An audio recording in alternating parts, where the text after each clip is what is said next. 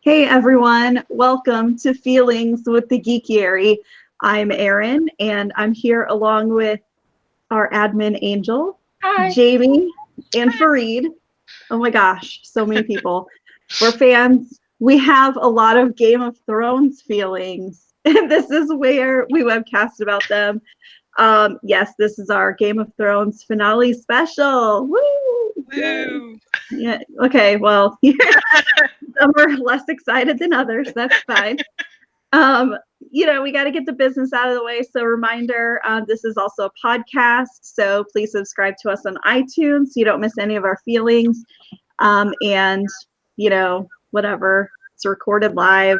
We're not sure what's going to happen. There's probably going to be a lot of feelings dripping out of us. So, please forgive us any technical difficulties or accidental swears. And you can also join the conversation with the hashtag #GeekiaryFeelings.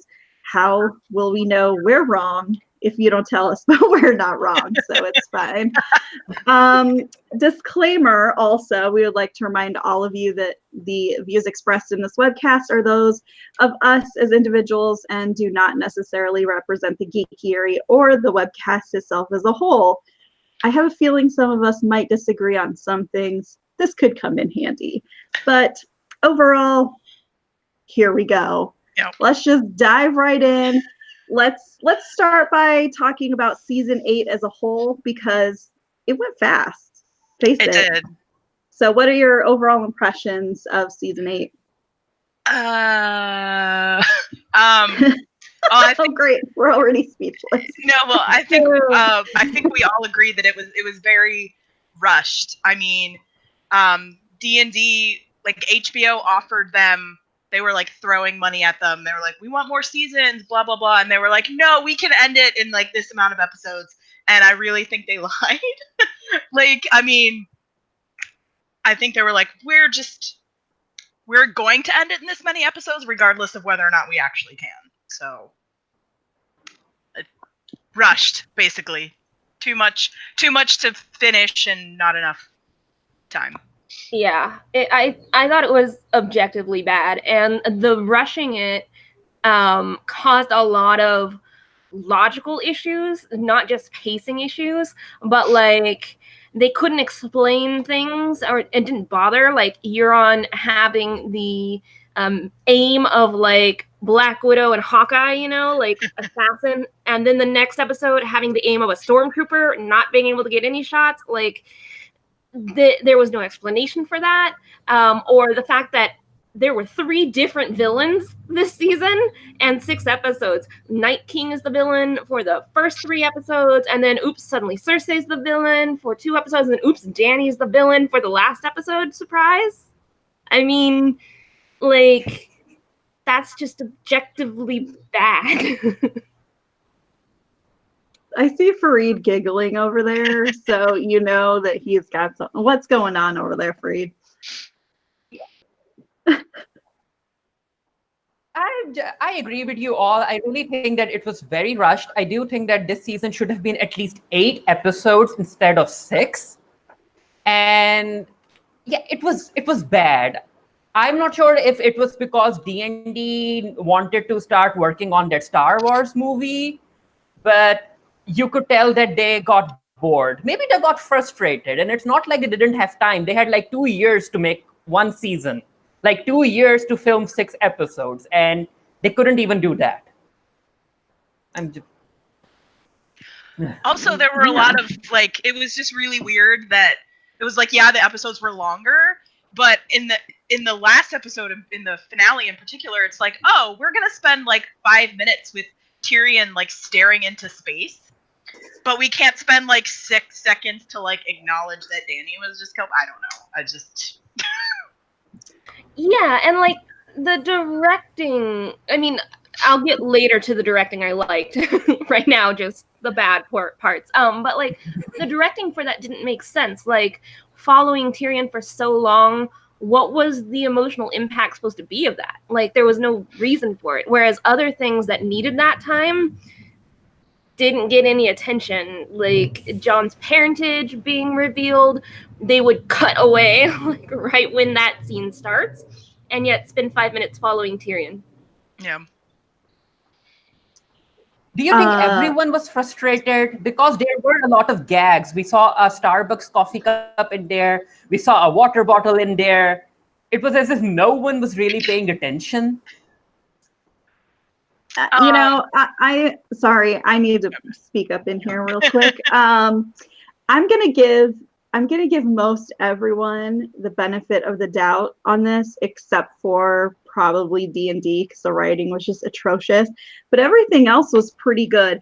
I'm surprised that those little edits got missed, but at the same time, I feel like I think that everybody in season 8 just had so much pressure being put on them that there was a lot of stuff that just didn't make sense. And even like little technical things like that, it just, I chalk that up more to the pressure that was being put on them to create this totally hypeable season, more so than just about anything else.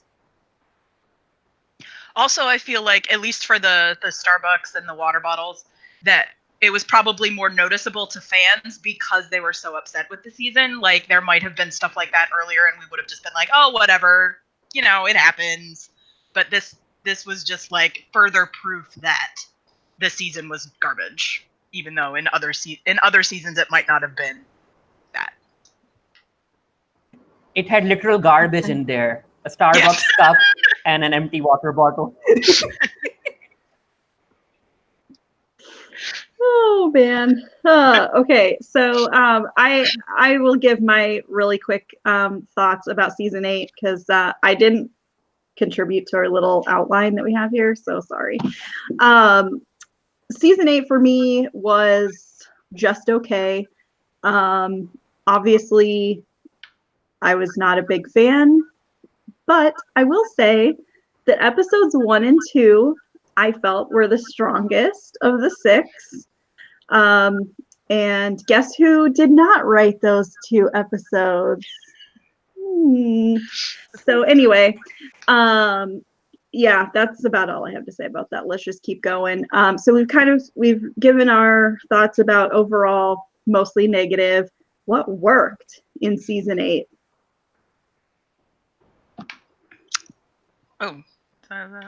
Oh, the music.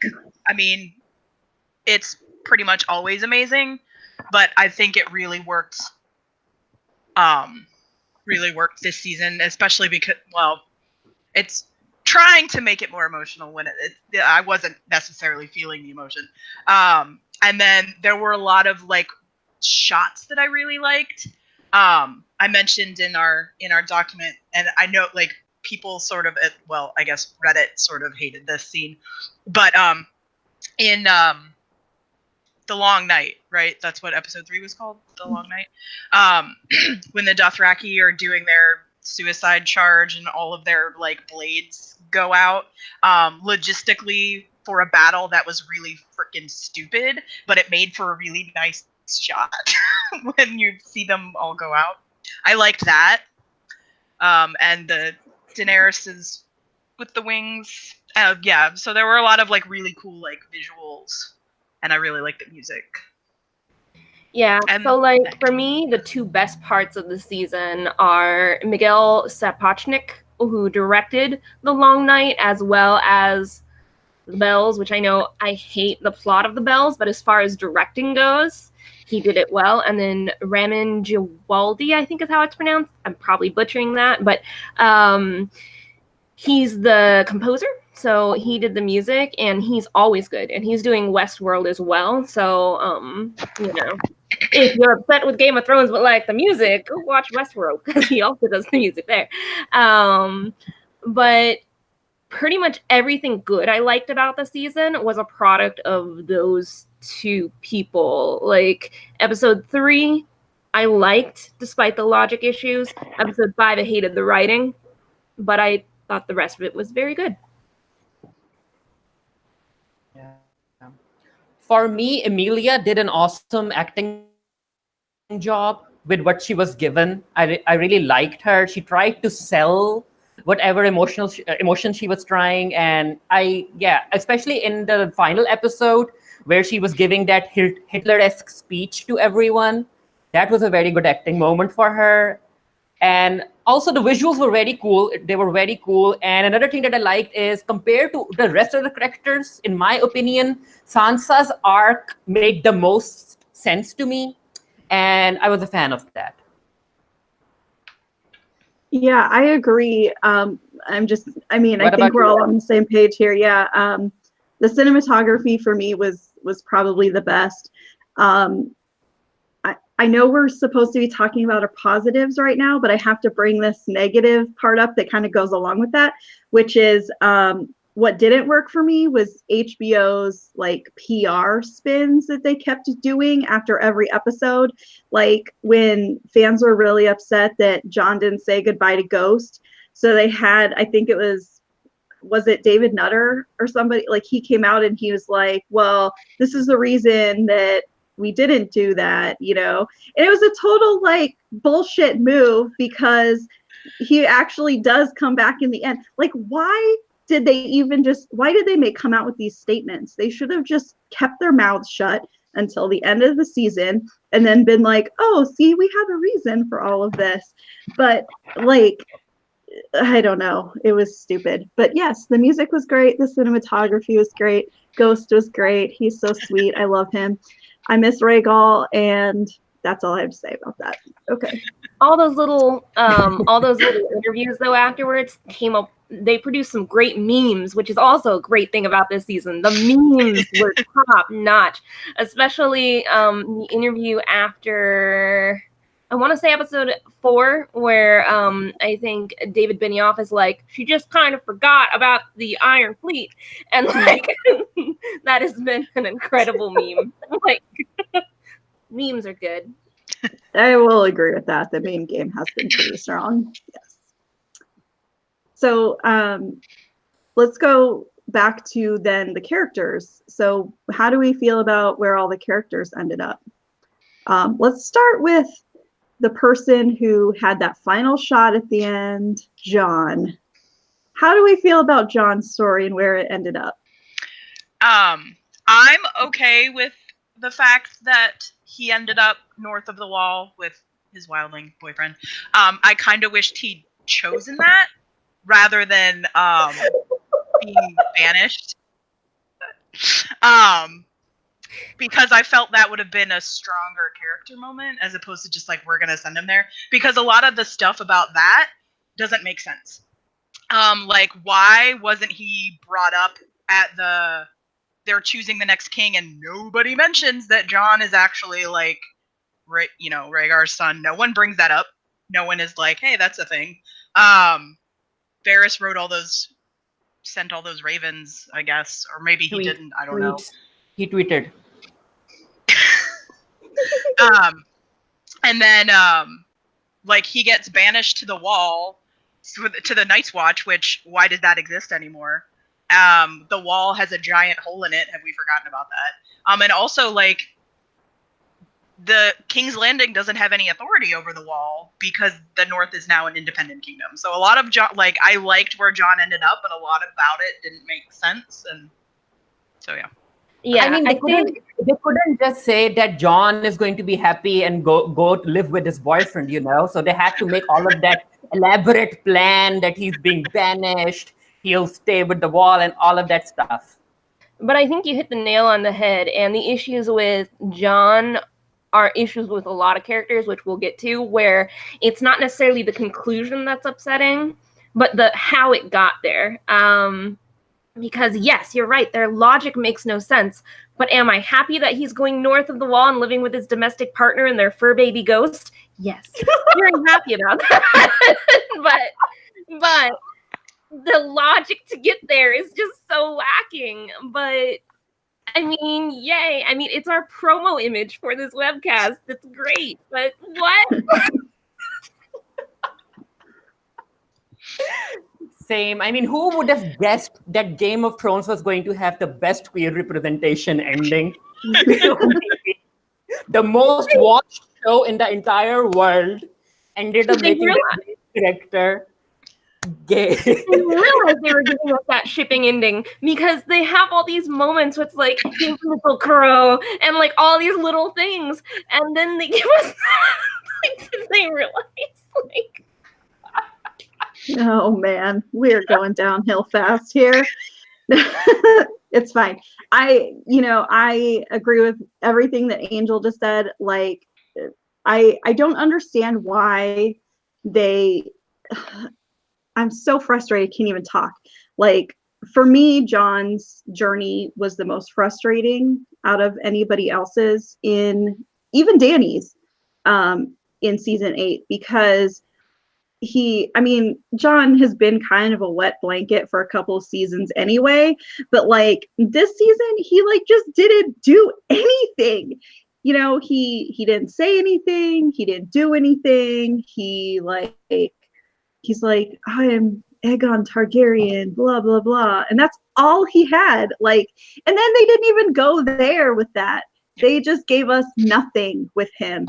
And then they made all of these statements about how Jon hasn't been doing anything. Well, killing the Night King was Arya's moment. Okay, cool. Well, when does Jon get his moment? He's been kind of our hero the entire series.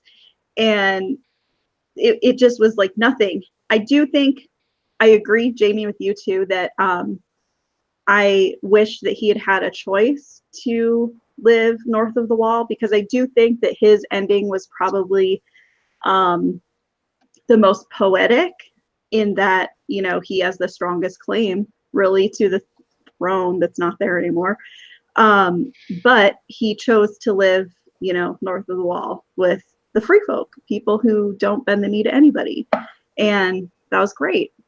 But come on, Jon. John was like, gay rights. I'm going to go and live with Tormund. That's, so I can't really fault him for that, If he had said that, the wall broke. The wall was actually a metaphorical closet, when it broke.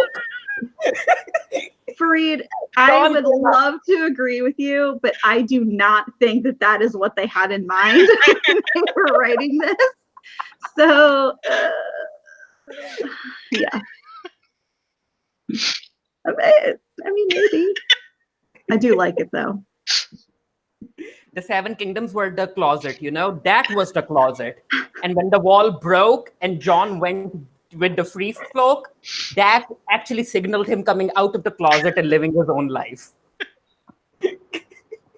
Subconsciously, I'll give it to you. But canonically, I don't think so.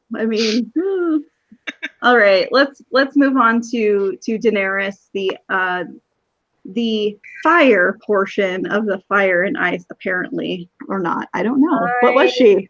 Tell me. I am beyond angry with Daenerys. Because, so we just talked about how there was a lack of logic to get to Jon's ending, but overall, I liked Jon's ending. Daenerys, I'm not sure if I'll ever like that as her ending, but if there's logic to it, at the very least, I won't be as upset. Because there are things that are upsetting in, the parts that George R.R. Martin wrote. Ned's execution is upsetting.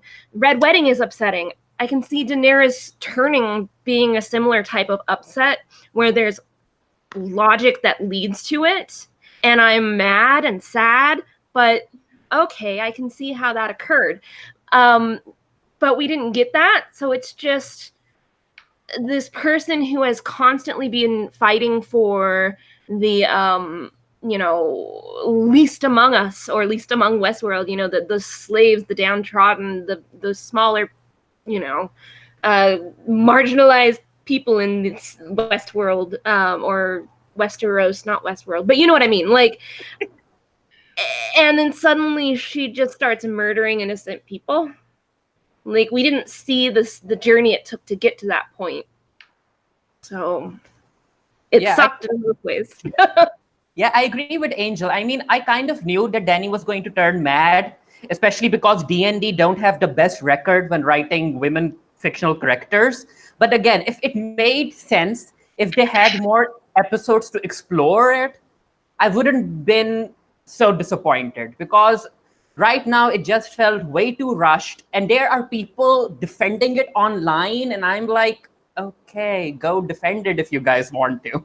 Yeah, it was bad. Yeah, the thing with Dany is that I've sort of predict, when I was what, after I saw the first season, and then that's when I read all the books, and I sort of saw that coming. I kind of thought it'd be better than they did, because the thing that really bothered me is that they spend the whole season trying to justify it, trying to be like, oh, she's paranoid, like blah blah blah, and it's like, okay, but they are actually conspiring against her.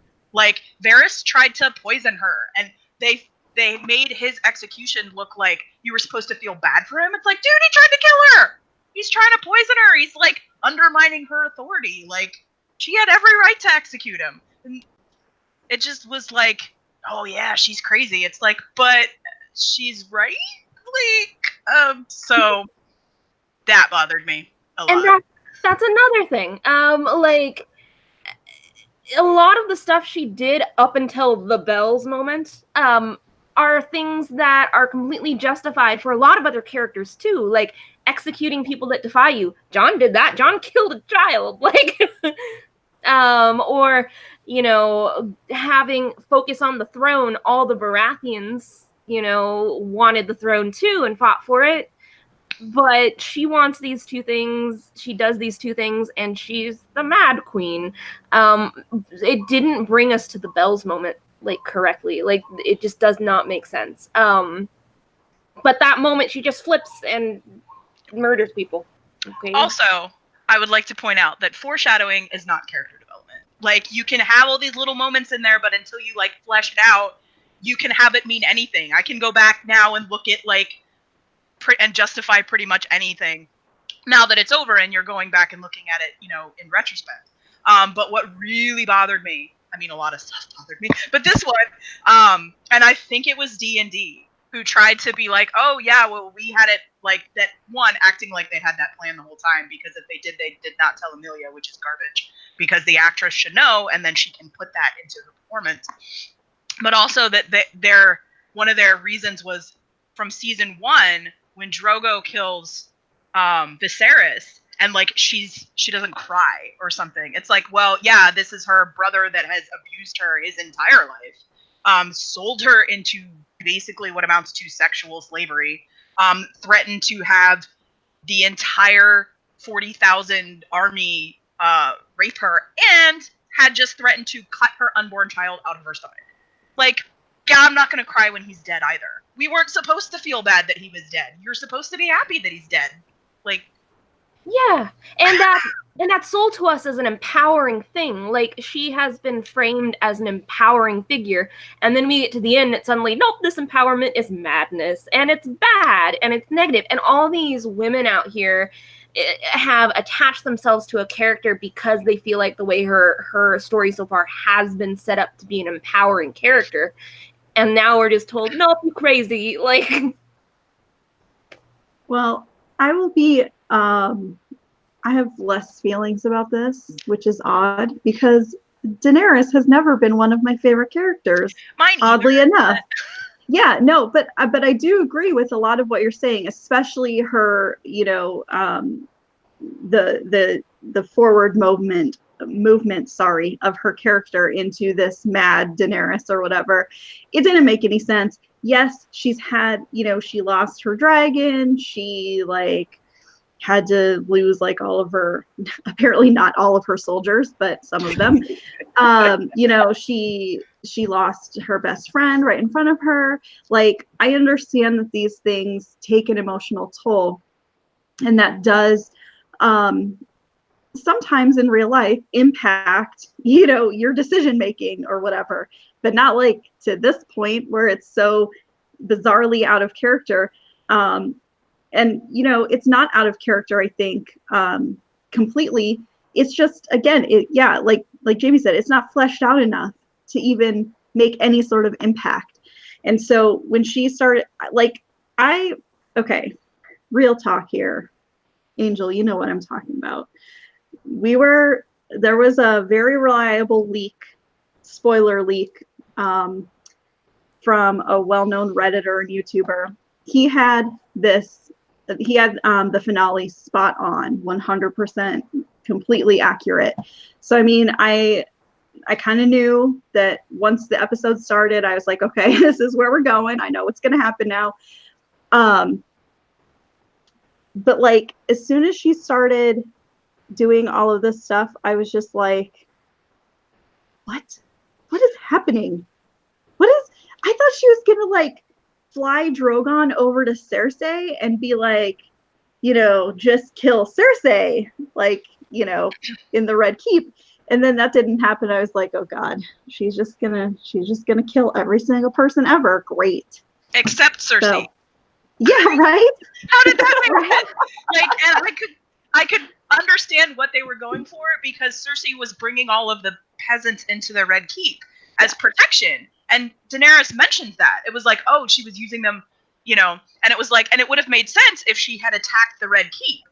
But she didn't. That's like the one part of the city she didn't attack. So it's like, yeah, Cersei's just sitting up there drinking wine in the tower, but I'm going to leave her completely untouched and literally like set fire to the rest of it. And this is the logic issue that I was bringing up because, like I said, I love Daenerys, whereas you guys are not huge Daenerys people. I am and always have been. Like, I have been rooting for her since the very first season. And so, of course, I'm going to be upset if she turns out Mad Queen in the books.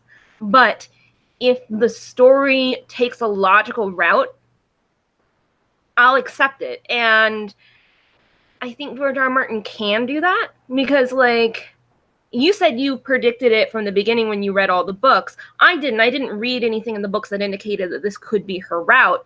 But it's possible that it's there, but it's more subtle, and that George R. R. Martin can build it in the next 2 books where it'll make sense.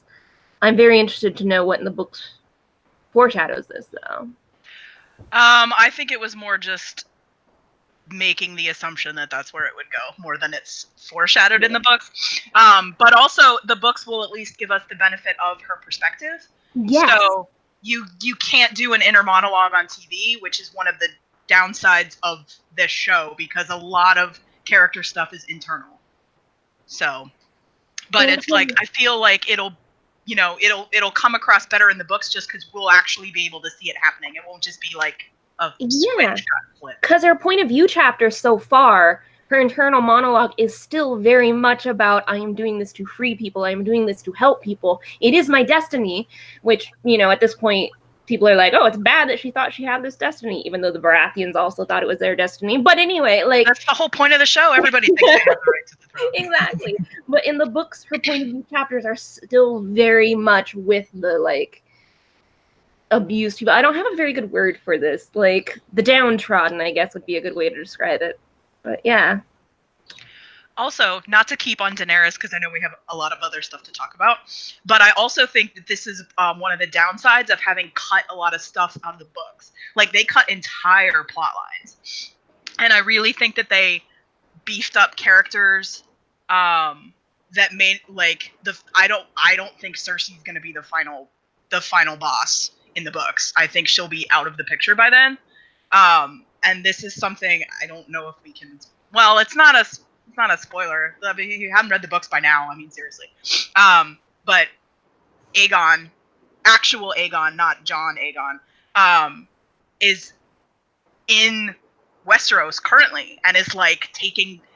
I can't remember what castle he's taken control of, but he's taken control of... he has actually invaded Westeros, and Daenerys is still in Meereen at this point in the books. So, like, it's obviously going to happen differently. And I think that was a big issue, was that it was like, it might make sense because she's not fighting Cersei, she's fighting, like, Aegon or somebody. So that probably affected that. Cool. Great. As anyone who's watched this webcast knows, I do not read, so I have not read the book. Oh, sorry. That's okay. I also live for spoilers. Over, so they weren't going to put it in there. So. Exactly. I live for spoilers. Okay. I mean, we all agree. They really just didn't do Dany any justice at all. So, okay. Let's move on to the Queen in the North, Sansa. So, how do we feel about Sansa's overall arc and where she ended up? So, like, I've been rooting for Sansa to rule the North and for the North to break away since 2013. So I got what I've been rooting for 6 years. So you'd think I'd be happy about it, but I am not. Like, I love Sansa, which seems weird because it seems like fandom is Dany versus Sansa people, and I'm both, so whatever. But this last season have made me a little bit bitter towards like all the Starks, because like Daenerys comes in and like helps them, saves the North, saves all of Westeros basically, and they're just like, we don't like her. Like, and it makes me feel kind of bitter that they kind of won. Like, Sansa gets the North, Arya does this. We'll get to that later. And it's weird because I've been rooting for it for so long. So why am I not happier about this outcome? I'm with Angel on this one. Like, I have been rooting for Sansa to actually be the queen of the Seven Kingdoms, judging by the show. But again, whenever she interacted with Dany, it came across as petty. It came across as very childish. It didn't make any sense. I was like, Sansa, the show told us that you have grown, you have learned from Cersei, you have learned from Littlefinger. So at least can't you pretend to be Dany's friend? I mean, whenever she was in front of Dany and she was acting petty, I was like, Sansa, you're just harming your own image in front of Dany. Why can't you just pretend that you like her? And then you can like backtalk, or like when she is not in the room or stuff. And it was bad. It didn't feel like Sansa was really thinking straight, or like she was like really thinking that, or maybe they did it because they wanted to show the viewers that if they pit Sansa against Dany, and Jon notices, and that's also one of the reasons that in the last episode, Arya said that if you don't stop Dany right now, Dany is going to go and attack the North. Because Jon knew that Sansa and Dany weren't friends. And maybe that was also the reason that he ended up killing Dany. Maybe they did that in the show for that purpose, but I didn't like it. I didn't enjoy it. And also for me, they kind of ruined Sansa's character in this show, especially during the crypt scene. They filmed her and Tyrion killing White Walkers in the crypt, and they just cut that scene out. It was like all of them were just sitting in the crypts waiting to be killed. Yeah, trash talking Dany, by the way, who was actually outside killing White. Like, so I agree with that. A White in the crypt, right? White, yeah. The White. Yeah, one of the Whites. Yeah. Why film it if you just want to cut it later? Especially because there was so much stupid stuff in that episode anyway. Like, yeah, and like she's down there and she has like the one weapon that can kill the Whites, and she's hiding behind a huge crypt. And like, it would have been cool if she would have gone out and actually used it. And they show that she's going to, and then all of a sudden, the end. And then I don't agree with like any of you guys right now. I'm sorry.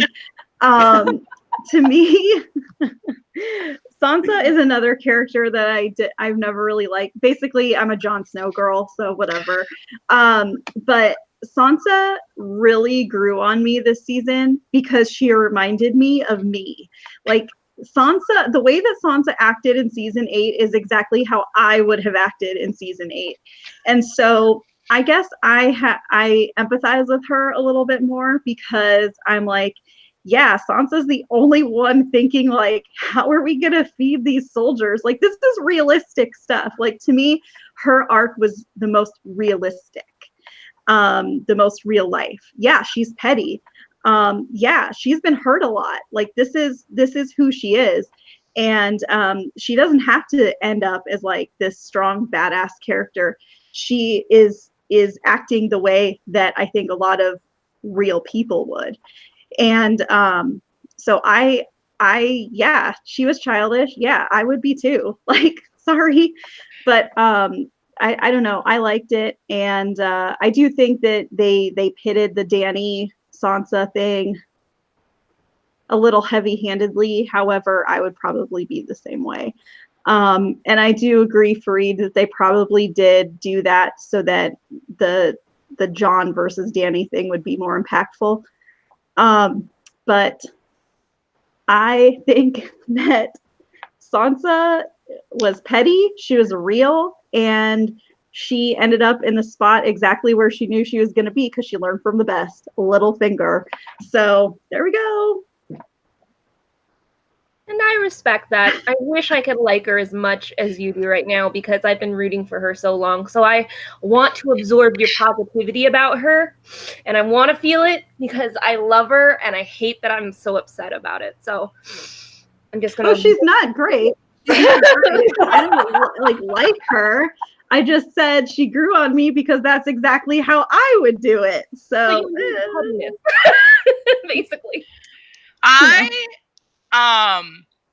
I'm still a little iffy on the North independence thing. Not that I think it's bad, but more so that it also doesn't make sense. Like, not the North asking for independence makes sense.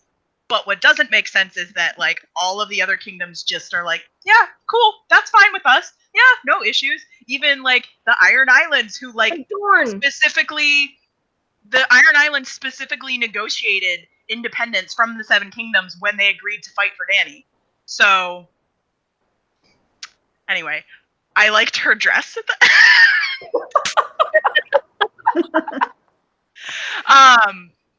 I don't know. I don't have a lot of opinions about, like, because I like Sansa, and I think I like her more in the books because I like her plotline better. I don't like what they did with her character at all in the show, mostly because the whole Ramsay that thing. I mean, being Jane in the books, I don't like it. I don't like that either. But that arc is about Theon and not about Jane. So,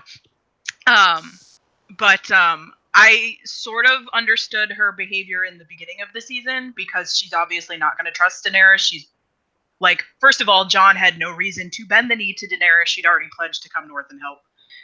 He did that after, so his justifications are dumb. But she marches in there with all these, foreign invaders, woo. They made sure to have that scene where Missandei and Grey Worm are like, oh no, they don't have white skin. They must be evil, like with the children running away from them. That was great. That was sarcasm. And then like the dragons fly overhead and all the people are scared and Daenerys kind of gives this like smirk. Women don't smile on this show. They all smirk. It's annoying. And I kind of thought that made her, like, Daenerys look bad. Like, you're trying to win these people over, and you look like you're happy that they're scared of your dragons. Like, that's not how you should be looking when you're walking in. So I sort of understood Sansa's behavior in the beginning, but after the long night, I really feel like at that point it was just petty. Like, she didn't sacrifice as much as we thought because, it looked like Rhaegal died. He didn't. I mean, he died later, but he didn't die in the long night. She allegedly lost most of her army, and then she didn't. That was something else too. It's like, we're just gonna bring them back, and it's gonna negate all of the loss. Whatever. So, I don't think I have a point. I think I've just been talking. You're just ranting about all the stuff you didn't like, which is what we're all doing. So it's fine. But after that, I sort of feel. So after that, I mean, Dany helped, and she did a good thing, and she sacrificed as much as anybody did. So I kind of feel like the distrust after that was not really as warranted. But I also feel like they put that in there on purpose for reasons that have already been mentioned. And that's another thing that really doesn't make sense. I think it was like, it's in there, you have the plot driving the characters rather than the characters driving the plot. I think that was what was going on in season 8. Sometimes you just don't like other people, though, and you just don't want to be in the same room as them. Like, that's what I was getting out of it. But that's true. But I think that she's like, she can be open with her distrust in the beginning, but I think after that she should have been a little, dial it back a little bit when you're in public, and then totally. What? Is that a thing? Is that an option? No. Dialing it back when you're in public? I'm sorry, I'm being silly. All right. Should we move on? Yeah. We should move on to our next character. Let's talk about Arya a little bit here. What's going on there? How do we feel about Arya? Okay. Arya's her thing actually bothers me. Because first of all, what's west of Westeros is something she said once in the entire series. So it's not like that was her goal her entire life or anything like that. Her plot throughout the series was getting back to her family because she was separated from her family very early. She didn't get to she was the last person to reunite with any of her siblings. And then at the end, she just pieces out. Like, see ya, I'm going somewhere else. And also, as somebody that has been shipping Gendry and Arya since season frickin' 2, I am extremely upset about how they ended their whole thing. I mean, it's not like, you know, I'm mad for other reasons. It's not just that, but that really bothered me because I felt like at least that Maisie Williams and Joe Dempsey played it like they had a real connection going on, but the show made it look like she was just like using him for one thrill before she thought she was going to die. That bothered me. But Arya on the whole, like, I don't like that she just pieced off. Like, her whole, at the end of season 6 when she's in the House of the Black and White and she's like, a girl is Arya Stark and I am going home, and then leaves it. No. Yeah. And also, Sansa's now king, Sansa's queen. My bad. Sansa's now queen in the north. Bran is king. She doesn't stay, like, they're going to have defectors. They're going to have problems. She doesn't stay to help her siblings? Like, are you serious? also, doesn't Bran know what's west of Westeros? He knows everything. Well, his powers are very ill-defined. And here's the thing about that is that his powers have limits whenever the plot needs it. Because right now, they want Arya to go west of Westeros. Therefore, he doesn't say anything about it. But if the plot needs him to see something, he'll see it. There's no limit. So I feel like for her, they were trying to set up a potential sequel. Like, oh, Arya's adventures, trying to find whatever's west of Westeros and that. I don't like setting up Arya the Explorer, like Dora the Explorer. Yeah.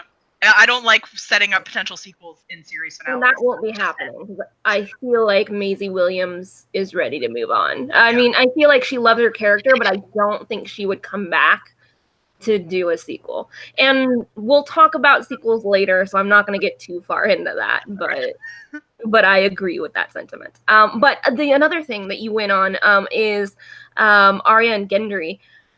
It was building up to something, and then it happened where, like, there's these two people, it's the end of the world, they might die, and they sleep together, and that makes a lot of sense, but then it just ends there, and, like, nothing else happens. Well, I mean, he proposes, and she shoots him down, but, like, this thing that's been building for 7 seasons just kind of pitters out.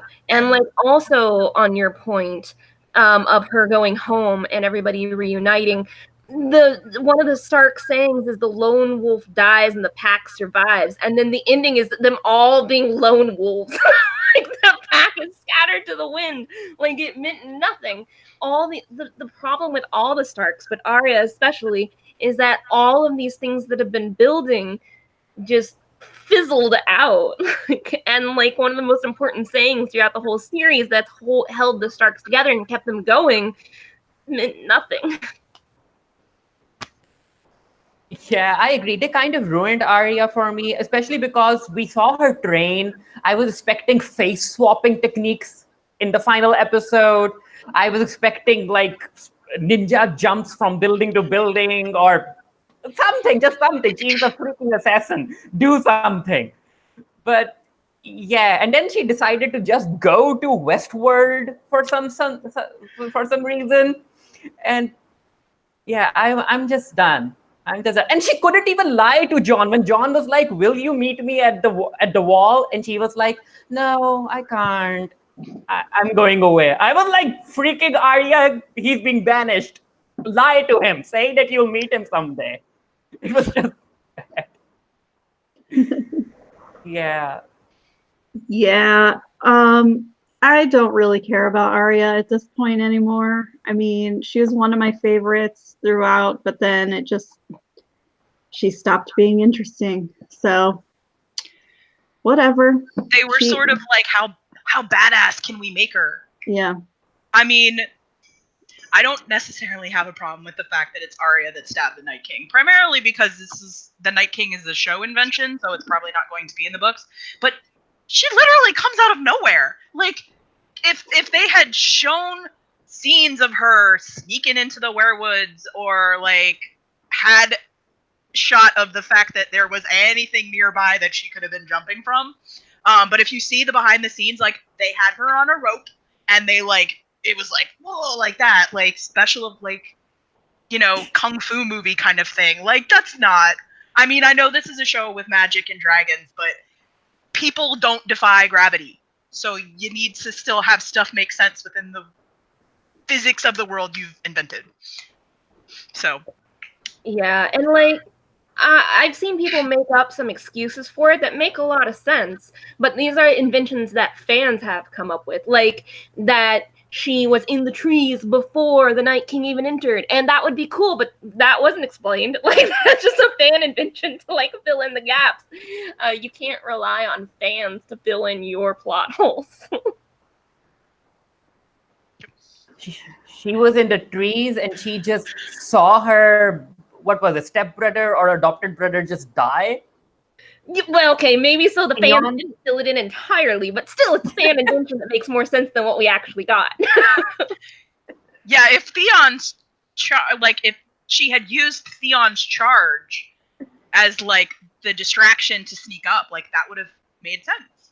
And since it would have made sense, we can't have it in the episode because it defies all logic. Come on, HBO PR, where are you on your little comments here to tell us what happened? One thing we can all agree on, though, is that Jon was not shouting at Viserion to distract him so that Arya could get to the werewoods. We can all agree that was stupid. That was very stupid. Because that's dumb.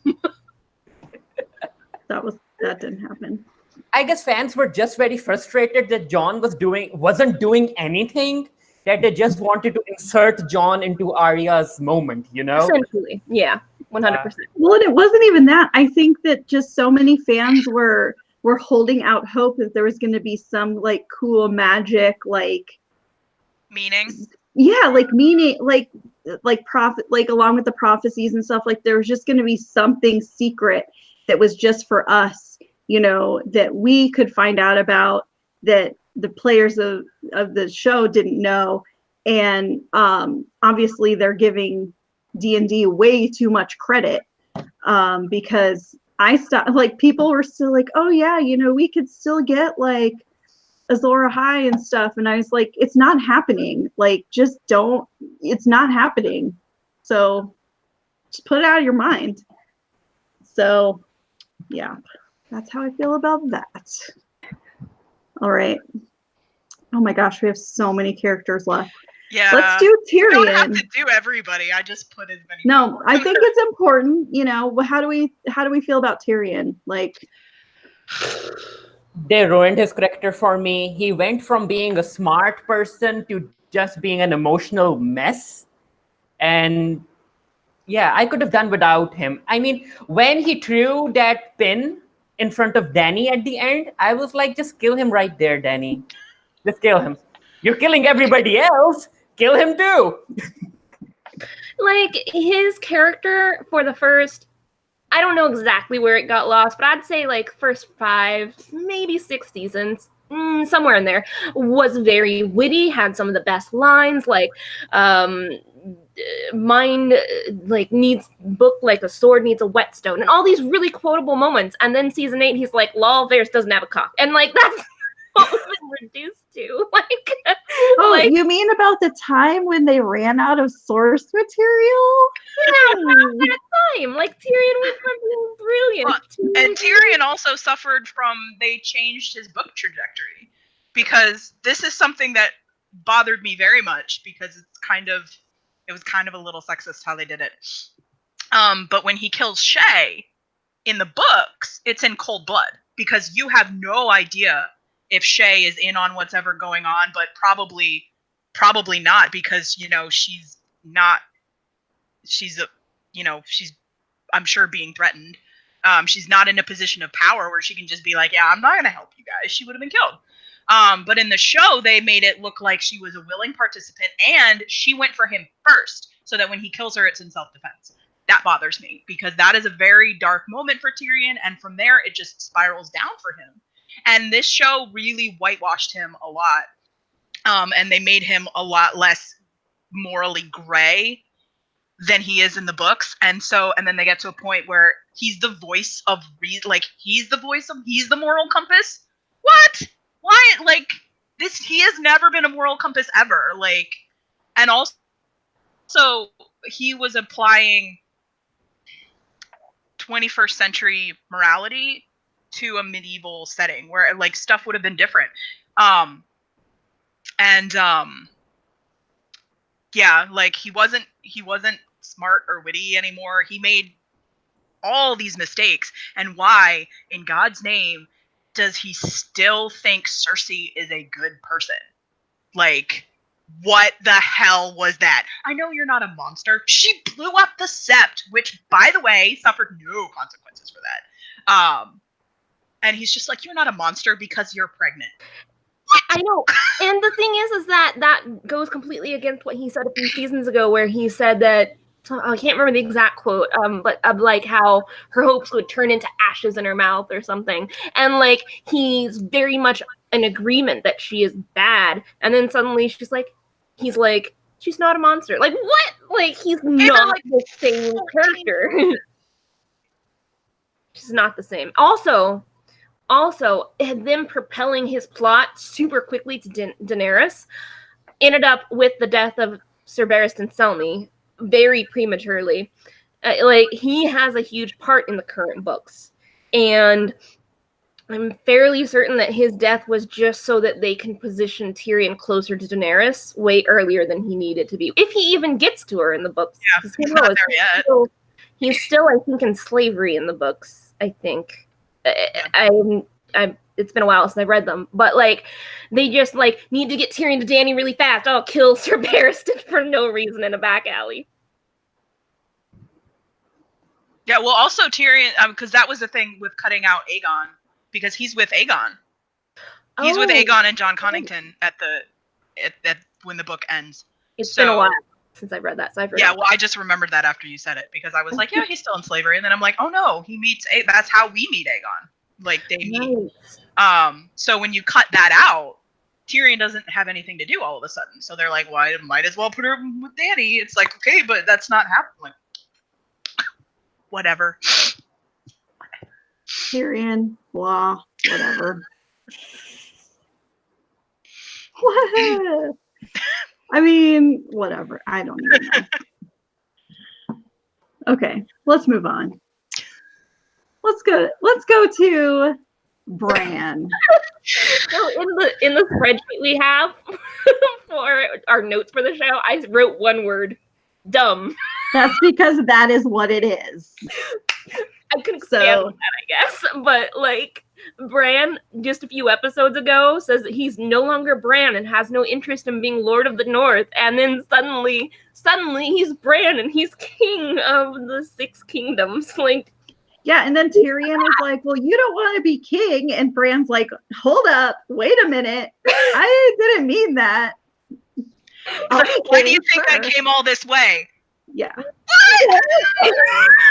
I was like, so you allowed Dany to kill all these people just so you could be king? Couldn't you Bran is the real villain. Yeah, well, and that's why one of those things where it was like his abilities, they never ever really explain in the show what the hell he can and cannot do. Because in the books, his abilities are very much connected to the werewoods, and in the South there aren't any, so he shouldn't have any knowledge or whatever.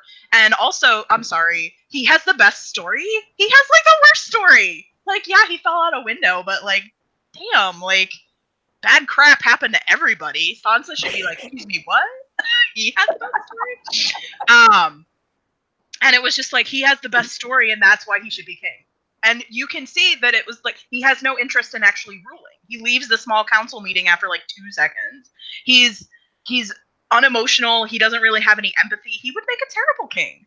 Like, nobody's going to, the peasants aren't going to root for him. They're just going to be like, this guy? Seriously? This was the best option out of everybody in this freaking country. all right. So Yeah, it was just bad. I would have preferred him to be in an advisory role.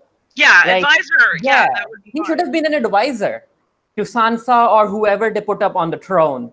He should have been an advisor, but he was like, "Why do you think I'm here? Why do you think I rolled my wooden wheelchair all the way up to here?" And I was like, "Bran, you got people killed just so you could be king." And And I'm like, here's another thing. Like, I've been team no throne, like melt the throne.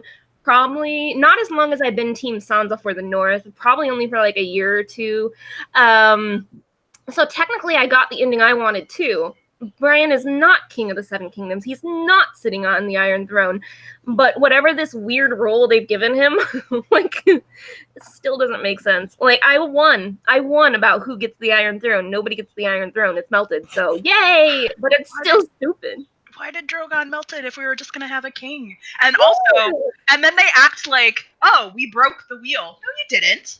A representative monarchy is still a monarchy, and like, I had to restrain myself from getting into arguments online about this kind of stuff because really, it's not worth the effort.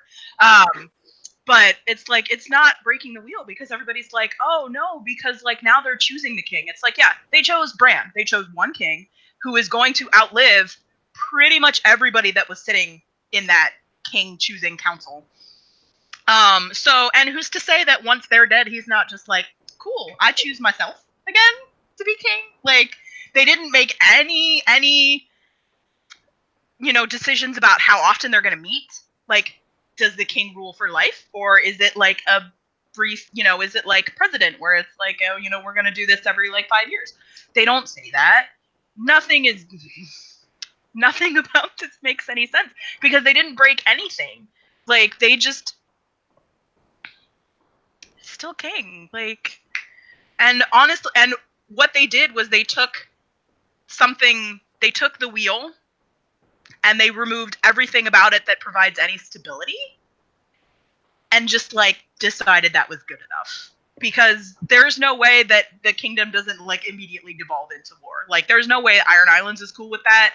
The Prince of Dorne, who doesn't even get a freaking name because we have no idea who he is because they killed all the named Dornish characters, including the heir to the throne. So who is this guy? We don't know, but it's not important because he's there with this kid he's never seen before. He probably has no idea. Most of the people at that king choosing meeting are like related to the Starks. So that I don't think was fair. But also the people that aren't, because they had a bunch of unnamed lords there, they don't know who this kid is. They have no idea who this kid is. Why are they like, we're not voting for this guy. Who is he? Like, and honestly, like, this is sort of no, I'll bring this up later, sorry, in the other characters bit because it's about Edmure, but okay. But yeah, so like none of that stuff really I have a lot of emotions about this because it doesn't make any sense and I've had nobody to argue about it.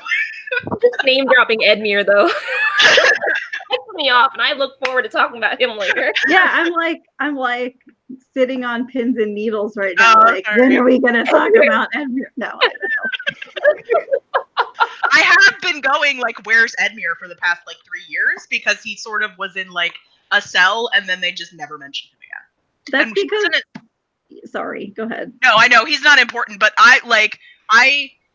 a lot of my favorite characters were like the minor characters who they, you know, killed off, even though they're still alive in the books. Like, I liked Pip and I liked Gren, and they're just dead now. So I was like, I really attach myself to the minor characters.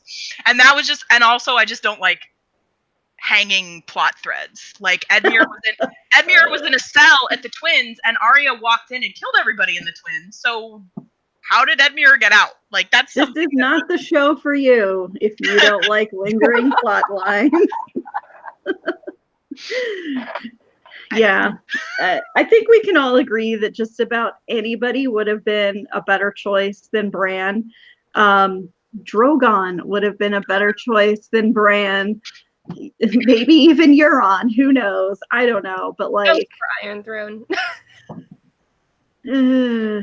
Okay. Oh, I'm sorry. Okay, yeah, go on. This is something I could bring up later too, but you know who else has a pretty solid claim to the throne that nobody mentioned? aside from John, which still bothers me. Gendry? Yeah, Gendry. Yeah. Gendry. I mean, but yeah, like nobody was like, hey, we have like Robert Baratheon's actual son here. I mean, he was a bastard, but still. I mean, wouldn't Gendry have a better story? He had been rowing a little boat for 2 to 3 years. What was he up to? He needs to get back in that boat and start rowing towards Arya. Rowing west of Westeros. Arya. That would have been such an awesome scene when the camera zoomed into Arya on and behind the boat and the boat.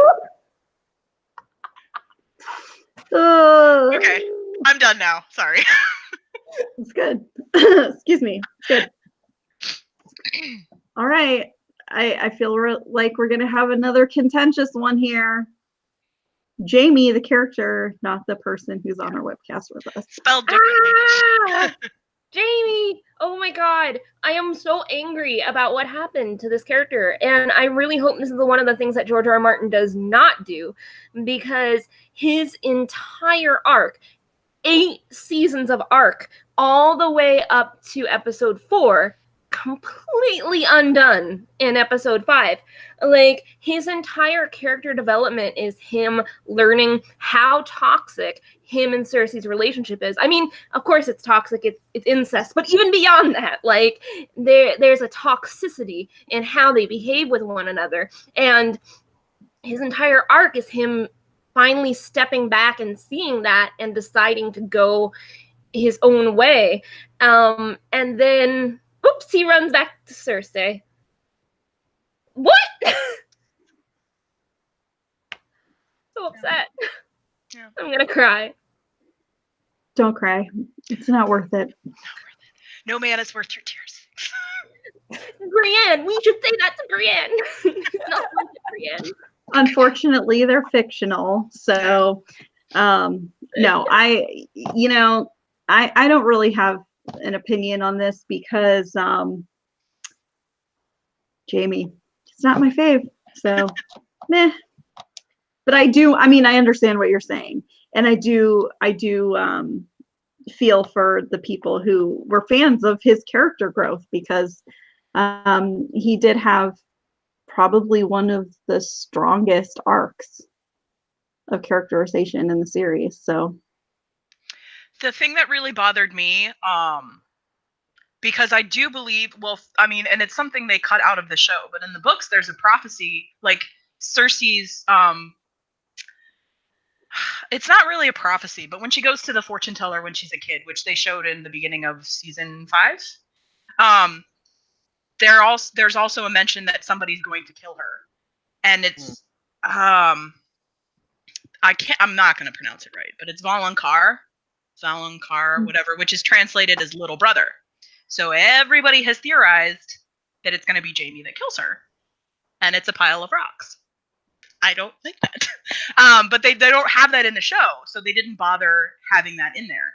And Jamie's plot line, I mean, I enjoy it very much in the books, but in the show, I've always felt that it's been uneven pretty much since they ran out of book source material, because he and Cersei are moving apart in the books way faster than they were in the show, because he kept going back to her. And I feel like that's not something that's going to happen in the books.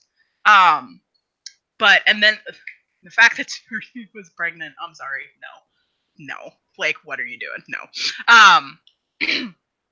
But it just bothered me that it's sort of like, and I mean, people online,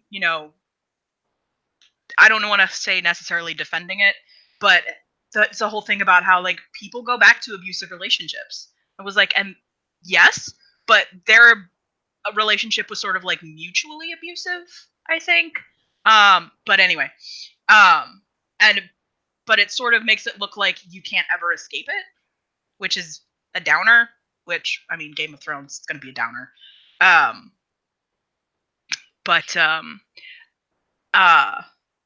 I really feel like his is sort of like, I'm leaving Cersei, and it's like, no, I'm gonna go back to her because it's just us against the world, and no mention of the baby. I mean, from him, she was all sad about it. But what really, it was Euron's kid, Jamie, didn't you know? Euron was like, I put a prince in you. I was like, okay, you work fast.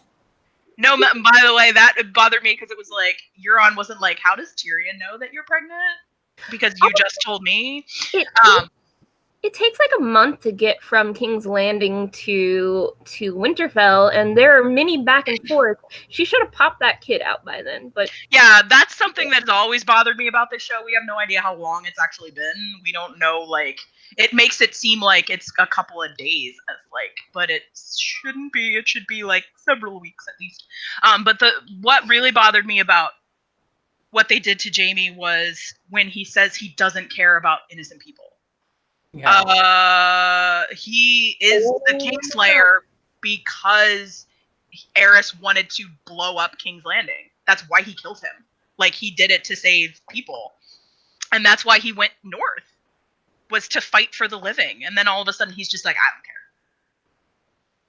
It's like they needed to get him to King's Landing, so they just did it in like the worst way possible. Like every other shortcut they took on the show. So there were fans online who were rooting for him to come back to Brienne. They were saying that he lied to Brienne, he broke her heart intentionally because he was going to go and kill Cersei. And I just laughed at those tweets. Yeah. I was like, yeah. I was like, after a point, maybe I think it was after season 7, I started to be like, you know, what I'm seeing is what I'm seeing. Like, there's no hidden meaning. There's no, like, we're actually going to do this. Like, there's no subterfuge. What you see is what is going on, which is not the way it was in the first couple seasons. So yeah, that's exactly what I was saying earlier too. Yeah, you know, you just had to like get all of that stuff of like happy plot lines and stuff like out of your mind because it was not going to happen. Yeah. It just. Well, I wasn't expecting a happy ending. I was just expecting like an ending, like actual closure. Like, nope. All right. Well, since we talked about Jaime, I guess it's time to talk about Cersei because they're twins. They ruined her. For me, they ruined her. They turned her from a smart character into someone who ended up being in denial. And it was just bad for me. And also her death. Tyrion ended up finding them way too soon. They were like, what, buried under like one layer of bricks? If they moved like 5 feet to the left, they would have been fine. Yeah. Like, it looks like the entire building falls down on them, and then it's like, oh no, I can find them. So it was so bad. It was just and I wanted Cersei to die or like be properly executed, but yeah. The only good thing about Cersei is the fact that Lena Headey got paid $1 million to stand in a window and drink wine every episode. She kind of won everything at this point. Not the character, but the actress. Like, yeah, she probably said less than 100 words in the whole season. Like, and got 5 million or 6 million. Somebody I follow on Twitter retweeted something about how women only spoke like 22% of the words this season, and I'm like, yeah, that makes sense. That sounds about right. I think the problem with Cersei is that once Jaime left King's Landing, there's like nobody in King's Landing that we care about. Like, it's Cersei, Euron, Qyburn, and Bronn leaves. And she and Cersei and Bronn, the actors, have it in their contracts that they can't be in the same scene. So they can't ever interact. So you've only got like 3 characters, like, it really limits what you can do. But also, it's like once you head north to fight the Night King, what's going on in King's Landing is just not as important. But then apparently it was important because the Night King didn't frickin' matter. So I wish they would have shown her like making plans and like building up her forces. Oh, and by the way, the Golden Company was useless. Money well spent. They should have had elephants. But it's just like they didn't do anything with her, and they could very easily. And it was like all of her scenes were with Euron, and Euron was garbage character. Like, no offense to the actor, The actor would agree. Yes. The actor has posted on Instagram that he wished he was playing Book Euron. Yeah. And he's like really disappointed with show Euron. So he agrees with your sentiment. Yeah. But it's like once you remove all of the important people from the area, kind of gonna lower the quality of the scenes that you have there. So that's why Cersei being the ultimate like villain that they have to take down just kind of rang hollow, because like we don't see that. They spent like a season and a half nerfing Daenerys' forces so that Cersei would be a viable like opponent, and then Daenerys wipes them out in like 10 seconds anyway. So it's like, why did we even have all of that? Like, what was the point? That's how I felt about pretty much the entire season. Like, after everything, I'm just like, what was the point? There was no point. Sorry, you just spent 8 years watching this show for no reason. Great. 9 years, I guess, right? Oh, with the gap, yeah. 8 seasons. Yes. 9 years. The only good scene featuring Cersei was when she like excused herself from the Clegane Bowl. He was like, That was funny. I'm just gonna like, yeah. She's like, I'm just gonna go. Like, That scene was amazing though, because like, I didn't think so, but when that scene occurred, I just was laughing because Qyburn gets yeeted like upstairs, and then Cersei's just like, I'm out of here, tiptoes by them. It's unintentionally hilarious from beginning to end. oh, I think I left my iron on. I'll just be right back.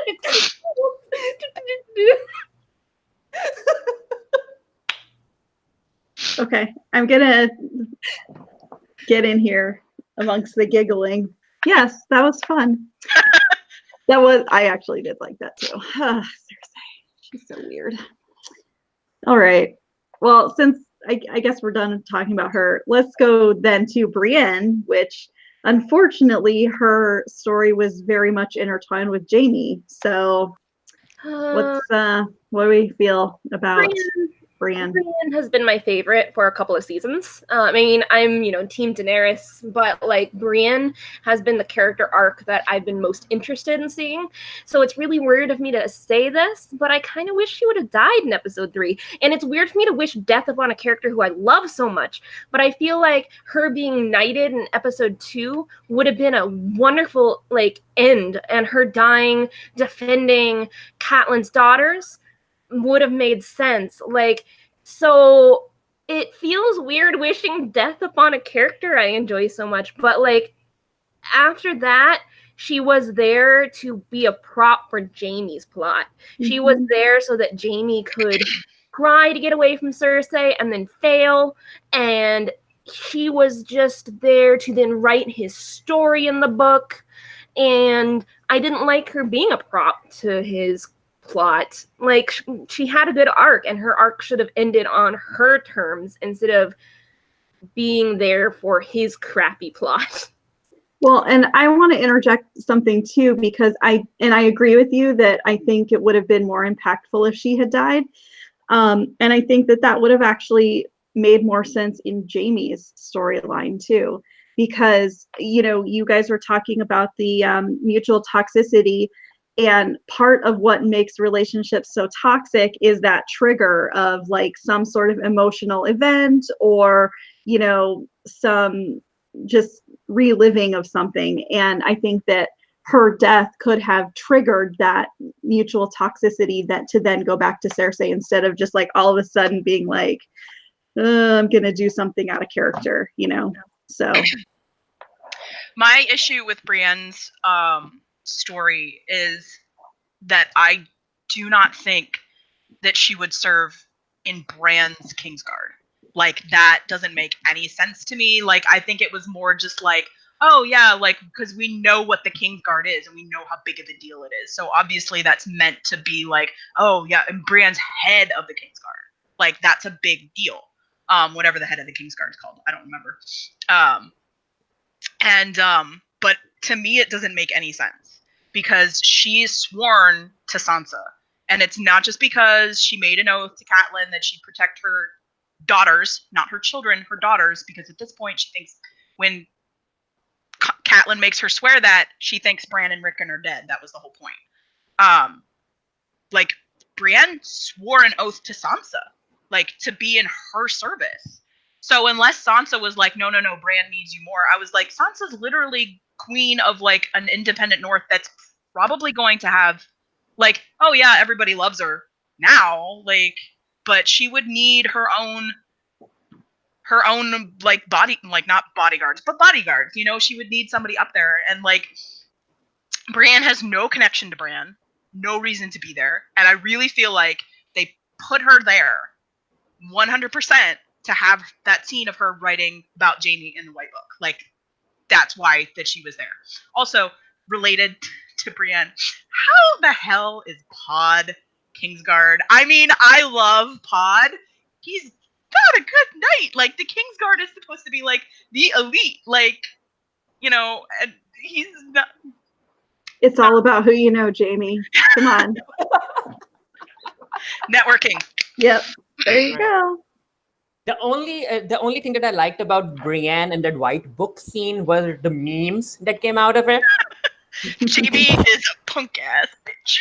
Yeah, That that's it. That's the only thing that I liked. The memes Nothing. are so good.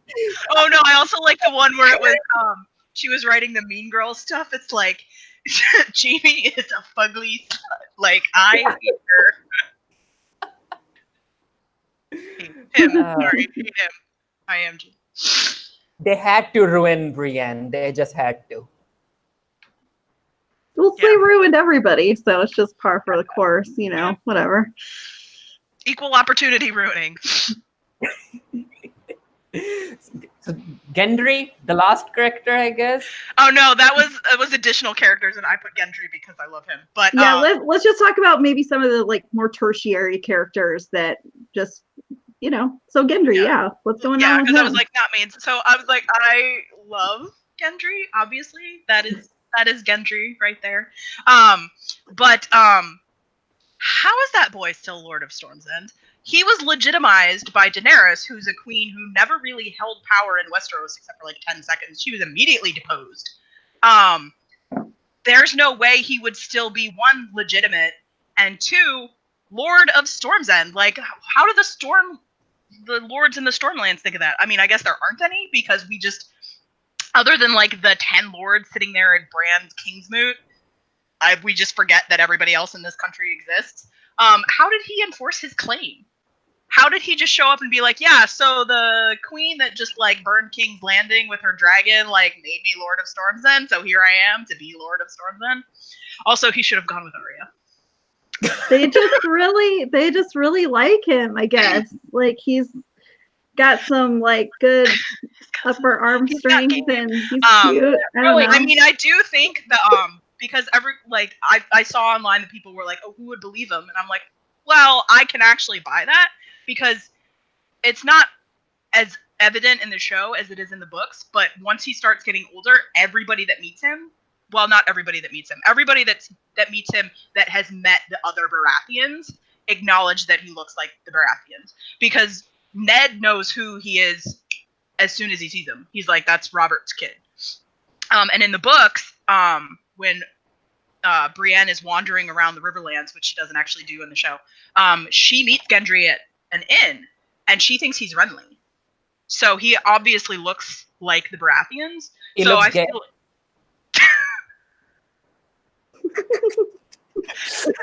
I mean, you're the one who said I don't have that. anyone else to say this, but I think that Joe Dempsey's shaved head did him no favors this season. Like, it made him look older, which made his scenes with Maisie just look worse.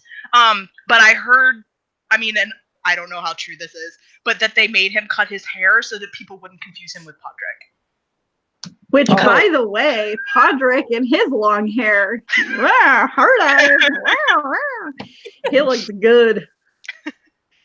Sorry. But yeah, Gendry should have gone with Arya. That's like, he never wanted to be Lord. He never wanted that. He wanted a family. That's all he wanted. And the fact that he's like, oh, I'm gonna be Lord, and like the woman I love is I'm just gonna let her walk away. Like, really you're gonna do that? Okay. Yeah, if we're just talking about miscellaneous characters, if no one else has anything else on Gendry, no, Nymeria, like, just is a wild wolf, and her plot just kind of stopped. Everyone was expecting it to come back in season 8 somehow because Arya's going back and forth, and they just dropped that plot line. That would have been good for the long night, for the wolves to like join the charge. Mm-hmm. But they just dropped it. Before, I see Farid is typing something in the outline, but that's more of like a lost plot line. So I'm just gonna add in how do we feel about well, my favorite character is Davos, so he's just amazing. But how do we feel about Braun? We saw very little. I mean, we saw very little of him in season 8. And what we did see was just like, it makes no sense. Like, he's sent on a mission to kill the brothers. He goes and does that, and then he tries to pit the brothers against Cersei by wanting more, and then that doesn't happen, and suddenly he's on the small council. What? Like, where did that even come from? Like, there is no way Tyrion has any power to give Highgarden to Bronn. He can't really do that. And it goes back to the whole, like, you know, other than the 10 lords in the Kingsmoot, which, by the way, if Bronn was like head of Highgarden, he should have been there. Okay. It was a last minute appointment. Yeah. But he like, nobody's gonna accept him as Lord of Highgarden. Like, I mean, I guess although they made a point of saying there's nobody there, the like, dang, Highgarden's where in the Reach? Is that the Reach? It's to the west, I think. Okay, and a little bit south of King's Landing. Yeah.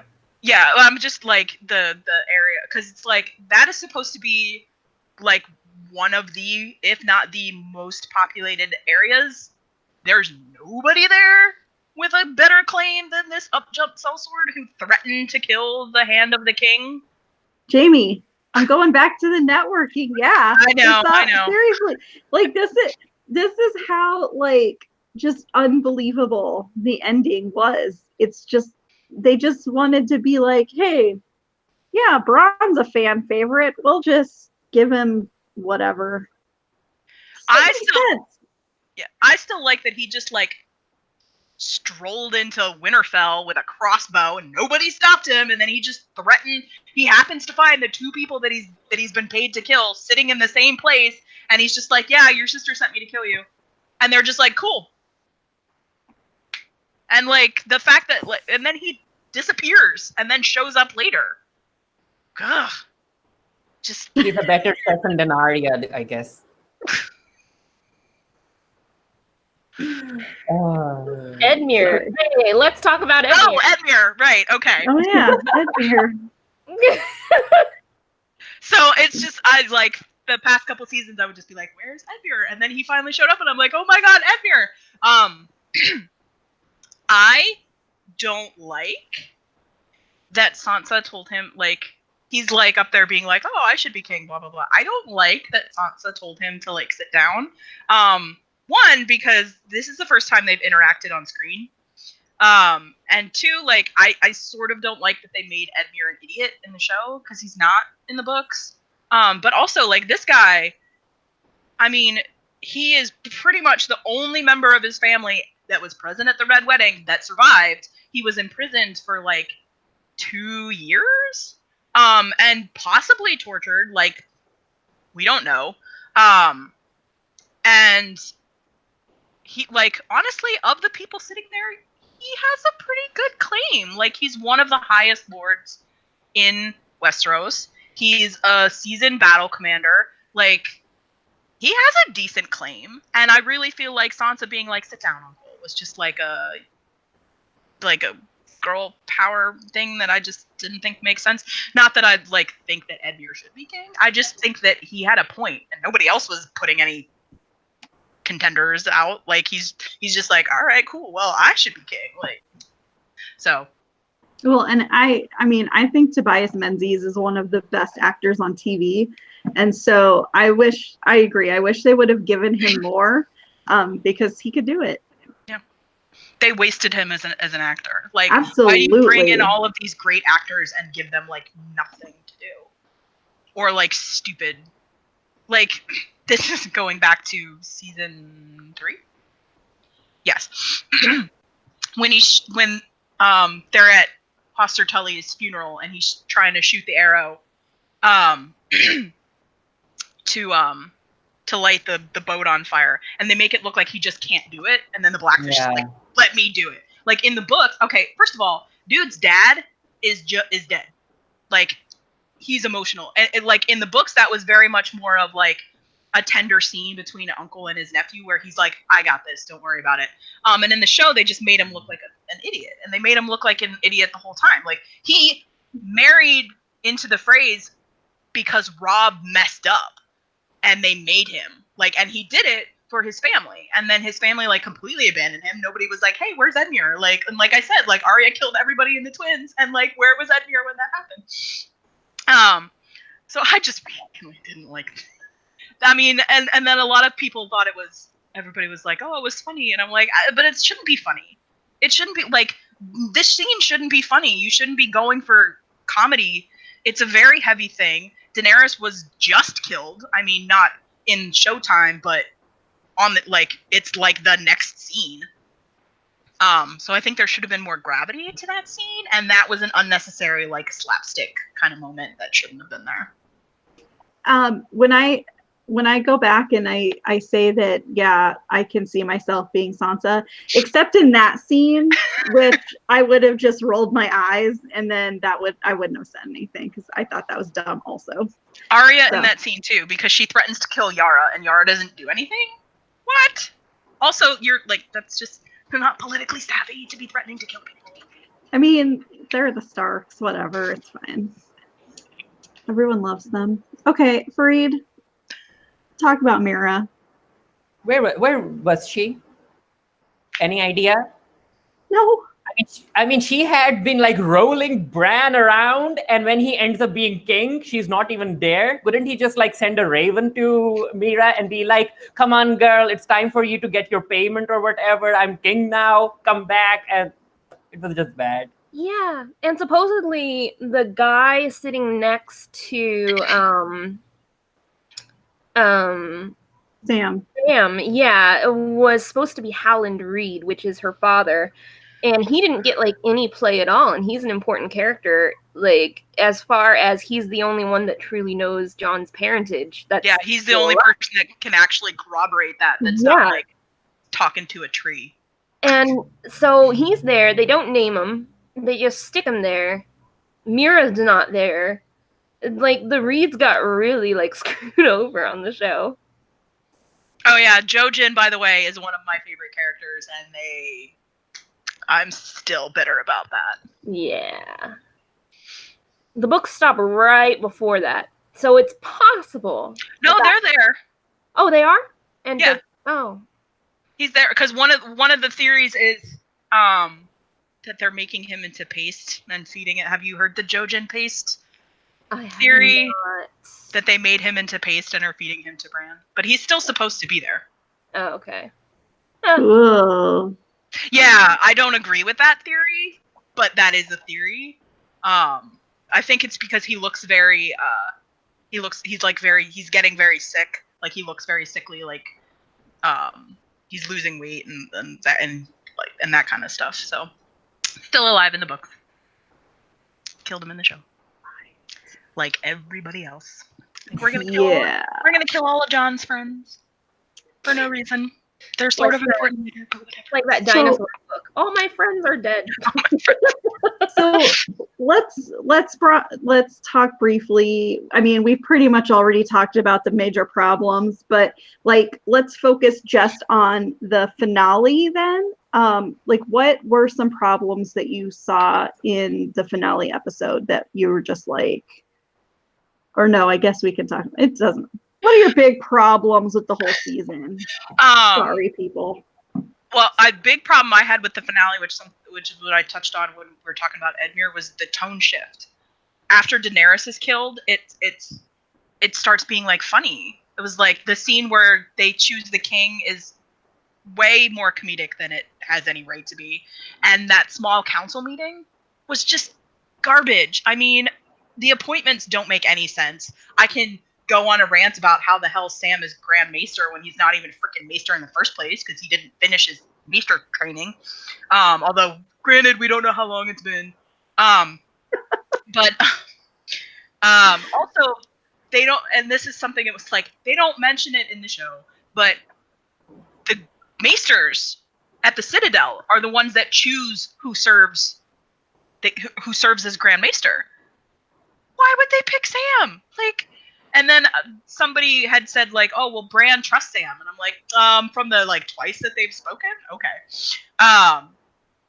But that whole scene was just like way too funny. Like, I mean, we mentioned there's no reason Bronn should be there, and the fact that they're joking about brothels, like half the city is dead.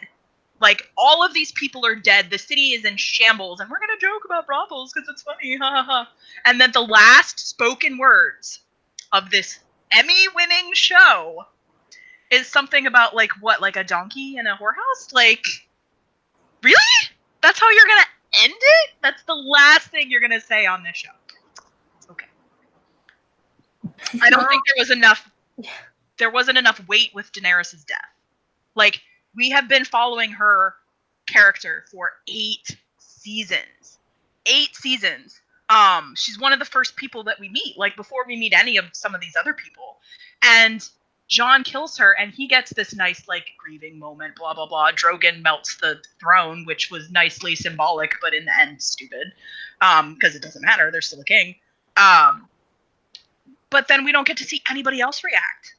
Nobody else reacts. It just cuts to Tyrion staring into frickin' space, and it's been like 3 weeks or something like that. Like, that's what you're gonna do? That's how I agree, and my big takeaway is that D&D, David Benioff and Phoebe Weiss just wanted to wrap this up so they can move on to Star Wars.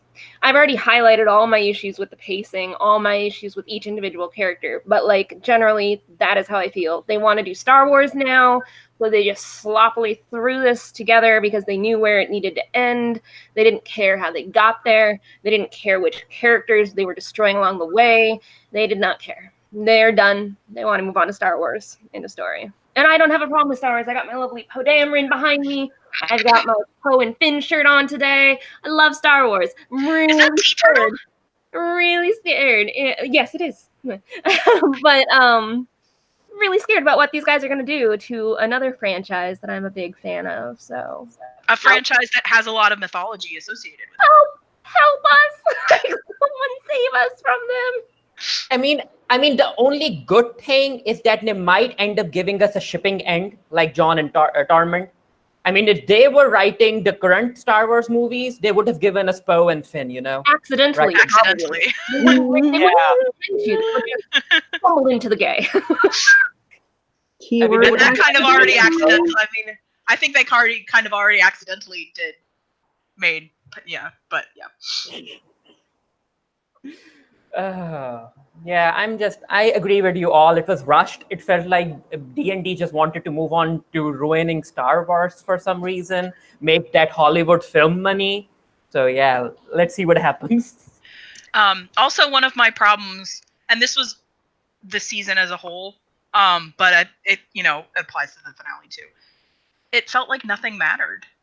I mean, Jon's parentage is a huge mystery, and there's a lot of build-up, and it's a big thing, and it gets this big reveal at the end of season 7? Season 7 when we find out. Yes. And then it's just like, and then it doesn't matter. It's only there to drive a wedge between Jon and Dany. It doesn't have any effect otherwise. We don't get to see Jon really deal with the fact that the man he was raised to believe was his father is not his father. We don't get to see that at all. And especially because in the books, it's still something that he wrestles with like being a bastard and like not wanting to father any bastards. And then it just doesn't get the development that it deserves. And I mean, the whole thing with the Night King, where it was like, oh, the fact that they put in that, oh, just stab the Night King and everybody else in his army dies, like a self-destruct button. Like, what? That's and that the fact that it's like the White Walkers didn't even fight.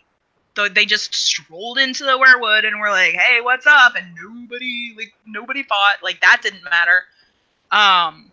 There's a whole lot of other stuff that didn't matter. But it was basically just like, it was like, then what was the point? Like, why spend all this time like building it up and then it just ends? Like, that's I have in our like on like our outline, Chuck Wendig wrote about the finale and like the season as a whole, and he made a really good point where it was like, it doesn't end, it just like stops. Like, it feels unfinished. That was a good thing that came out of this finale. Like, actual professional writers were dragging this show, and I was here for it. They were dragging it so bad. Well, you know, as a non-book reader, I will say I do know that I've read part of A Game of Thrones. So, I mean, I do know like Martin's writing style and everything. He, you know, you have such an abundance of information from the source material. And I mean, George R.R. Martin is, I mean, he's very good at this characterization and this world building. And you know the motivations, you know the thoughts of all of the characters. And we totally lost that after the source material ended. And this is where, I mean, this is the problem of, I watch a lot of TV, so I can differentiate here. You know, when you don't have the source material and you're not as a meticulous writer as Martin is, you don't realize how important the focus on the characterization is until you lose it. And this is the difference. This, like, D&D may think that they're good writers, and maybe they are good or like decent TV writers, but they'll never be good book writers because they're not focusing on the things that make these books and these stories so great, which is the characters and the arcs and the growth. And, you know, nobody cares about who's going to be sitting on the throne at the end. They want to see the journey on how to get there, you know, and they want to root for their favorites. And, you know, it's stupid. Hate it. It's dumb. Well, I don't remember which one it is, but one of them gave the brilliant Deadpool with his mouth sewn shut in X-Men Origins. The shorter one. Yeah. The one who's shorter in the D&D. David Benioff, right? Yeah, the shorter one, yeah. I don't think Weiss really did much before this. Like, he did a few small things, but he kind of joined David, and they created this disaster together. There was something I saw on Tumblr, of course. But it's a good point. It was like, they weren't writing a show; they were writing moments. They were writing. It was like they were writing for moments and hashtags and like one-liners and all that kind of stuff. And their whole thing was, they were basically just like, well, what wouldn't people expect? We'll do that. Mm-hmm. It's like, okay, but you can't just do that. Like, the big shock about Ned being executed in the first season isn't that it's not that you don't see it coming. It's more like you can't believe they actually went there. You're still expecting somebody to save him, but it's telegraphed fairly well that he's probably not going to live. You're just not expecting them to actually kill off who you think at that point is the main character. And the same thing with the Red Wedding. It was like, it seems to come out of nowhere, but it doesn't. There's buildup, and there's obviously more buildup in the books than there is in the show, but it was like, they make a big deal about, like, don't cross Walder Frey. And what does Robb do? Frickin' crosses Walder Frey. So obviously this guy's gonna, like, take his revenge. Like, you don't sort of expect that, like, scale. Like, you might expect them to try and kill Robb, but not, like, everybody. but it's like it's shocking in that it's more like a I can't believe they actually did that more than I didn't see that coming at all. And they very much decided to be like, well, we're just gonna like they said in one of the after episode interviews, which by the way was the worst idea anybody had on that show, because sitting there listening to them try and justify their bad decisions, they just made it worse. But their excuse was that like, well, nobody expected it to be Arya, so that's why we had it be Arya. It's like, well, nobody expected it to be Arya because she freaking like it doesn't make any sense. Like, I mean, it sort of does make sense, but they could have made it better sense, and they just didn't. Because realistically, I mean, it could have been a lot of different people. Yeah, and Theon. That one, so expected that. Right, and Arya was a great decision, and it was unexpected, but it also kind of makes sense. Like, yeah, I agree. You got it. Yeah. But it's like a whole like you can't. It's like this is also a meme too, especially on Reddit. But it's like subverted expectations. It's like subverted expectations. Everybody says that about everything because it's like, I mean, yeah, Game of Thrones, like the Song of Ice and Fire, like sort of does that, but in ways that you can. It's still developed. You can't just like do something to do it. And not explain it. Martin, when he's subverting expectations, he's doing so more as a genre deconstructing than a story. Surprise! Like, like, because, like, killing the main character is not something you expect.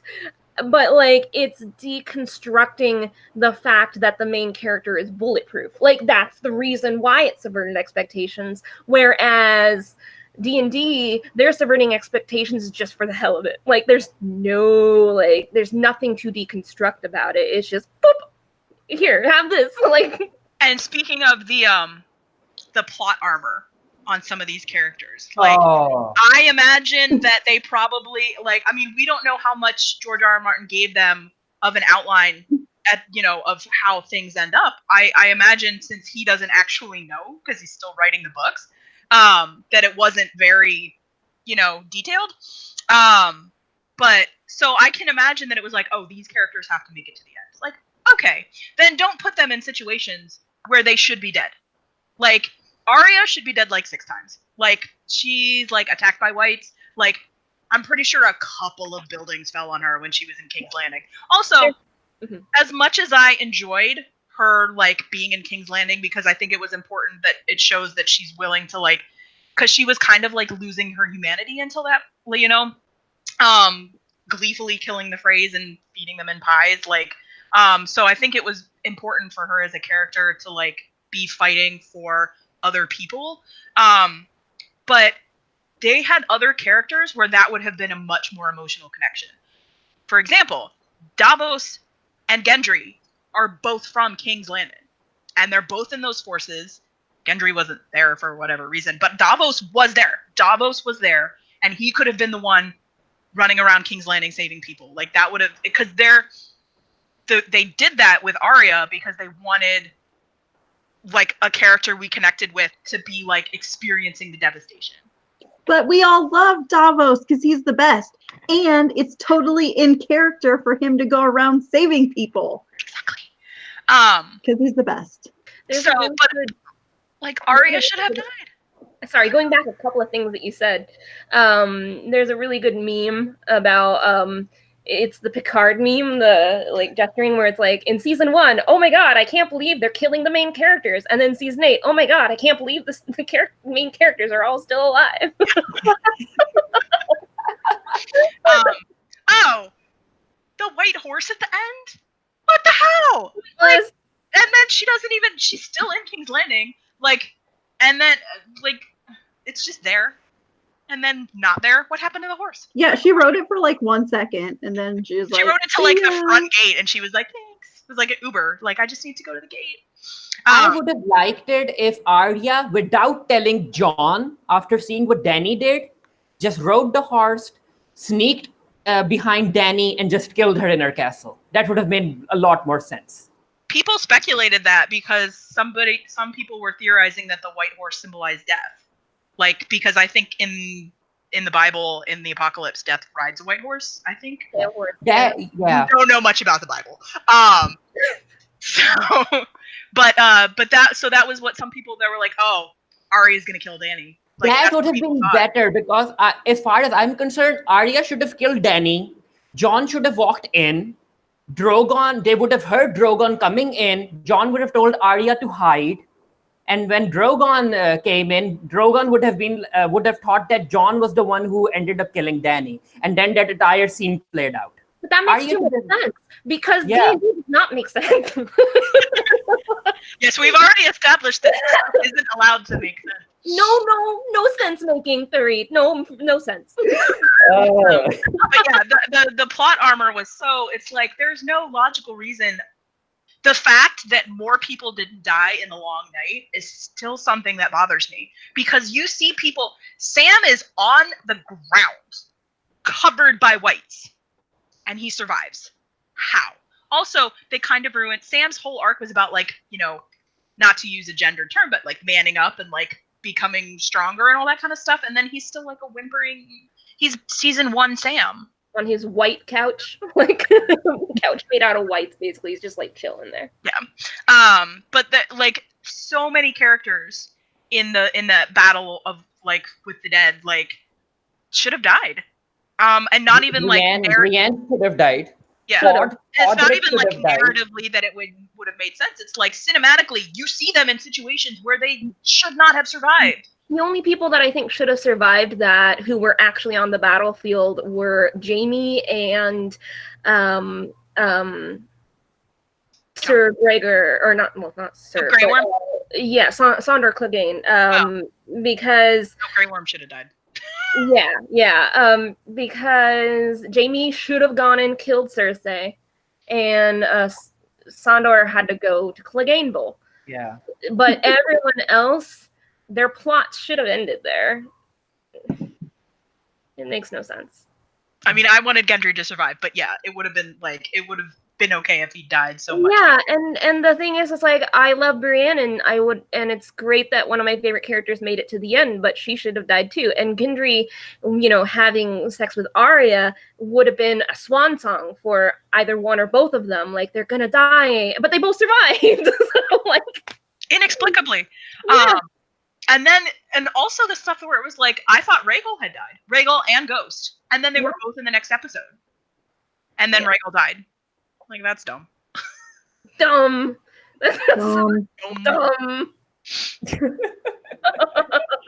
Okay, we've gone on for a really long time. Oh my God. And I know that we all want to talk about the lingering questions, but I feel like we would just go on for like another 2 hours if we talked about the lingering questions. We kind of have been peppering through the web. Yeah. Very My important. main one My question is very important though. Yes, okay. Go on. Go ahead. Go on. That's the important question, you know. So is Tormund the top in his relationship with Jon, or do you think they're both versatile? It's his little crow. What do you think? Team birth.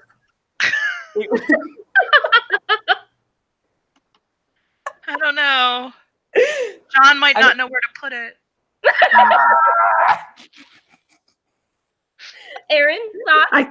I can't come up with anything that's either one of those, so clearly I'm not. Yeah, no. Did they both take turns? Sure. I feel like all the other questions, though, we have already covered. So we can probably skip that point. We've been going almost 2 hours. Briefly, do you think that the books will end the same way, or what's a major plot point that you think might be different in the books? I think that if it does, no matter what happens, George R. R. Martin will make it make sense. I don't know what will change. Dany might still go mad. Sansa might still be Queen of the North. But I don't think it'll be this much of a clusterfuck to get there. So Yeah, same. I think Dany will go mad. Cersei's death will be different. And I don't think that Bran will be king. I'm not even sure if we'll have a king at the end. Yeah, I also don't think that Bran will be king. There's no. Some people were like, "Oh, he has the first chapter. That means he's gonna be king." I'm like, that doesn't mean anything. Also, I totally believe that like George R. R. Martin is now writing stuff differently out of spite. Yeah. Because I would. He's still developing. He can totally change the ending. I would. George R. Martin is the original Sansa. So, you know, he's over there being like, no. George R. Martin You think made a blog post like that was kind of passive aggressive towards D&D, where it's like, will it be the same? Yes and no. And like there's just this underlying like theme of the post. Please don't give up on the books because of the show. Well, then write them, George. It's a pretty great blog post, but it can also be read as him like trying to give the show space, but I just like to project the pettiness onto the post. So maybe I'm just reading it through a lens, but I mean, he wrote Sansa. He probably has that part of personality inside of him. Yes. All right. Let's talk briefly about spin-offs and sequels, because we've got them. We've got you know, other stories coming out from this whole Westeros, whatever. I think 5 shows are in development or in planning phase, like 5 in total. There are a lot of different ideas for shows. I want them to go way far back in history, like to the Long Night, which I think is one of the 5 ideas that they're doing. The closest I would be comfortable with them getting to the current time frame is Aegon's Conquest, which I think is like almost 200, I want to say, years ago. Like I think the show takes place in like 197 or 198 post-conquest or something. I might be slightly wrong, so feel free to call me out on the dates, but like that is the closest I would be comfortable with it. Anything closer to that feels like it's going to trip up on the show. And I saw one idea that one of the 5 sequels is Robert's Rebellion, and that's way too close for me. Like, I don't want to touch Robert's Rebellion in any sort of spinoff. That's no. I'd be interested in like the Doom of Valyria. I think that would be a cool one. And I would be up for any prequels. A Song of Ice and Fire has a very rich history and lore, and there's like side novellas and all this kind of stuff. And there's the World of Ice and Fire, which I have not looked through, but I purchased for my father for Christmas one year. So there's a lot that they can do, and I would be totally on board with any prequels, but hard pass on any sequels, because I think that they had 8 seasons to wrap up these characters' plot lines, and they should have done it then. And if they didn't, then no, that's what fan fiction is for. How do you guys feel about companion series, like where it's set in the same universe, but not necessarily with the same characters or storylines, like maybe concurrent with the Song of Ice and Fire timeline, or even just shortly after, but like completely different? I'm done with this period of time, because this is a period of time in a big, huge, rich universe, and I don't want to have anything to do with this specific period of time. And I don't even want to go forward in time. I only want to go back. Because I don't know, it's hard for me to explain. I really can't justify it. I'm done. Like, I'm over it. I'm not sure how where you would go for a companion series, because we've kind of went everywhere, the known universe, I guess. What about that dude that Danny left in Marine? Dario. Oh my god, one of the lingering questions. What the hell is going on in Marine? That's the companion series. Wondering, how's Daenerys' conquest of Westeros going? Hope it's going well. Yes, it should be like a first-person Dario narrative, like he's writing in his diary, and it's like that internal monologue. Dear I would diary. watch that. Dario, But Daenerys. they got to get a different Dario. I do think that they might end up doing Robert's rebellion, because there will be like no dragons in there, if I'm right. Budget would be good, and they might end up introducing younger versions of characters we already know to like If Joe Dempsey doesn't play Robert Baratheon, they are stupid. Yeah. That's why I think that they might end up doing Robert's Rebellion as a prequel first. Not. I just really don't want to. No. I mean, yeah, I sort of agree, but I do think that one's likely just because you would be able to introduce characters that the audience is already familiar with. Yeah. Younger versions. Not the book readers, but like like everybody knows who Ned Stark is, and he would be there. And like, I mean, how did Renly and Loras like meet and stuff like that? I mean, if they're gonna write them 8,000 times better than they wrote them in this show, then sure. A younger version of Lady Olenna. I mean, they might end up doing that. Well, we should say that D&D are not attached to any of these spin-offs or whatever that are in development currently. So just FYI, who knows? Did I read it wrong? Or I think I read somewhere that the next Game of Thrones show or prequel, whatever, they're looking for a woman writer, if I'm not wrong. I haven't read that, but that would be a nice concept because Weren't there like no women in this one? I think no women writers. I might be wrong on this because I'm trying to recall an article I read like a week ago, but I think the last time a woman wrote an episode for the show was like season 3. But again, that's me trying to remember something I wrote a week ago, so I could be off, but it's been a long time. Yeah, I think they're going for a woman writer this time for the new show. They should. Yeah, let's see what happens. I mean, they ended up allowing Brienne to write, so there's that. That is true. Oh, I'm sorry. Something else I have to say, which is the stupidity of having Sam bring in the book, The Song of Ice and Fire, into the council meeting. Oh yeah, and then it's like, oh, Tyrion's not mentioned. Excuse you. Like, I know that was supposed to be like a dig at Tyrion, but that was something that it was like supposed to be funny, but just dumb. Tyrion is like, Catelyn kidnapping Tyrion is what sets off everything. Like, well, technically, I guess Ned going south is what sets off everything, but that is what sparked the Lannister, like, also, to go back to that stupid, like, Kingsmoot scene, because the fact that anybody allowed Tyrion that much talking time, Tyrion's family ruined the whole country. Why does he get a say in anything?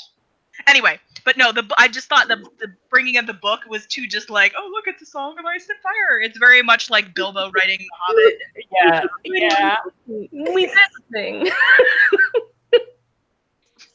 I have a friend that tweeted the other day. She's like, one day I will stop waking up going, and another thing about the Game of Thrones finale. I feel like that's kind of what... That's essentially what we're doing right now. Is like 2 hours we've been like, okay, I'm done. Wait, no, and another thing. Well, and it's interesting too because obviously, Farid, I don't know your past with the books. Have you read any or all of the books? I went to the Wikipedia pages. Okay, no, that's fair. I was just curious because obviously, Angel and Jamie, you've read the books. Farid and I have not. And so it's interesting to see there actually is a lot of overlap in like the lingering questions, and that purely shows that the writing was lacking because it's not just book readers who are picking apart like certain plot points and they're like, well, this happened in the books, or this is different, whatever. It's legitimately like just show watchers too are asking the same question. Yeah, that was actually something that I was going to try and bring up, but wasn't sure how to fit it in. So in my department at work, there are 4 of us that watch the show in varying degrees of investment and knowledge. So you have me at the top who has been watching almost since the beginning and has read all of the books. And then at the bottom, you have my boss who literally he binged the entire series in like the 2 weeks before the finale started. So he's a very recent convert. None of us liked it. Like, we all were like, it doesn't make any sense. The writing is terrible. Like, I mean, granted, you have 2 English majors and a film major in there. So but even so, like, we're pretty much all disappointed. It was very lackluster season. There was a lot of stuff that just logically didn't make sense, and it sort of ended not as spectacularly as I was expecting. It didn't feel like the same show at all in season 8, especially. It just felt like it wasn't exciting. It wasn't engaging. And there was that one part at the end of the first episode where the little Ned Umber guy like came to life and was like, ah! And that was awesome. But after that, it was just like, this is not the same. It doesn't feel right. It feels off. So at least it's over, it's over for now until the next prequel comes out or the final book comes out. So it's over. Like, I have started jumping to other fandoms at this point, and because besides this webcast here, like, I'm done talking about it. Like, my Twitter is pretty much all good omens right now. I've started reading his Dark Materials, so I can get ready for that when it comes out. I've never read it before, so I'm new to this. I'm just ready to move on. I've said my piece. I've written tens of thousands of words about this. I'm on this webcast now. I got interviewed by the BBC. It was amazing. I got to talk about it there. I have now said my piece. And I hope that the sequels do not make me have to start talking about this series again. That's kind of probably why I don't want it to be Robert's Rebellion, because I'll have to talk about the show again. It just came to me now why. An epiphany. I just had a live epiphany. I'm ready to move on. I'm done. Fair enough. All right. Any closing thoughts, people? I mean, I know we've had a lot of feelings about this whole season. Get ready for Star Wars, y'all. Get ready, because you guys are major Star Wars fans. Get ready for it. I'm ready. I am not a major Star Wars fan, thank goodness. I am a fan who has not seen everything. Like, I haven't seen Clone Wars or any of that kind of stuff. So I'm going to Disneyland specifically for Galaxy's Edge, and I'm going to be in there all day for like 12 hours, and I'm not leaving. So I'm ready. D&D, you're walking into my world now. You're walking into Star Wars. And I mean, if D&D thought that Game of Thrones fans were toxic, they have no idea what Star Wars fans will do to them. There you go. Surprise! True words have never been spoken. Who's the director who directed The Last Jedi? Rian Johnson. Right? Yeah, Rian Johnson, right? Mm-hmm. He has no Star Wars career now. He had like 3 more films planned, and they just kicked him out. That's a whole nother topic that I would end up talking about for another 30 minutes. But that Star Wars fandom is loud. They have opinions. And D&D better get ready. Known whether or not I agree with it.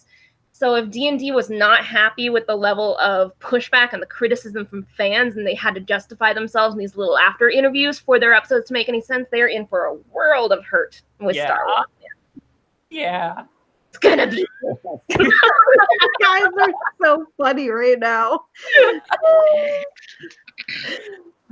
All right. Well, thank you to everyone who listened to the whole 2 hours, because that was a lot of stuff. But I think, it was very cathartic for all of us, and hopefully, people are still, will get their grievances aired and out of their system soon, because it's exhausting. It is. So, but we're good. I'm still gonna look at Reddit every day, but that's fine. I'm done. Good Omens, Dark Materials. Let's do it. Yeah. Done. All right. Let's wrap this up then. I think we're good to go. Okay. I'm Erin. I'm here with Angel, Jamie, Farid. Thank you again for joining us for Feelings with the Geekiary. Remember, we're a free webcast run off of donations from viewers like you. Thanks for contributing and helping out our host site with the Geekiary. And hopefully we will never talk about Game of Thrones ever again. Bye.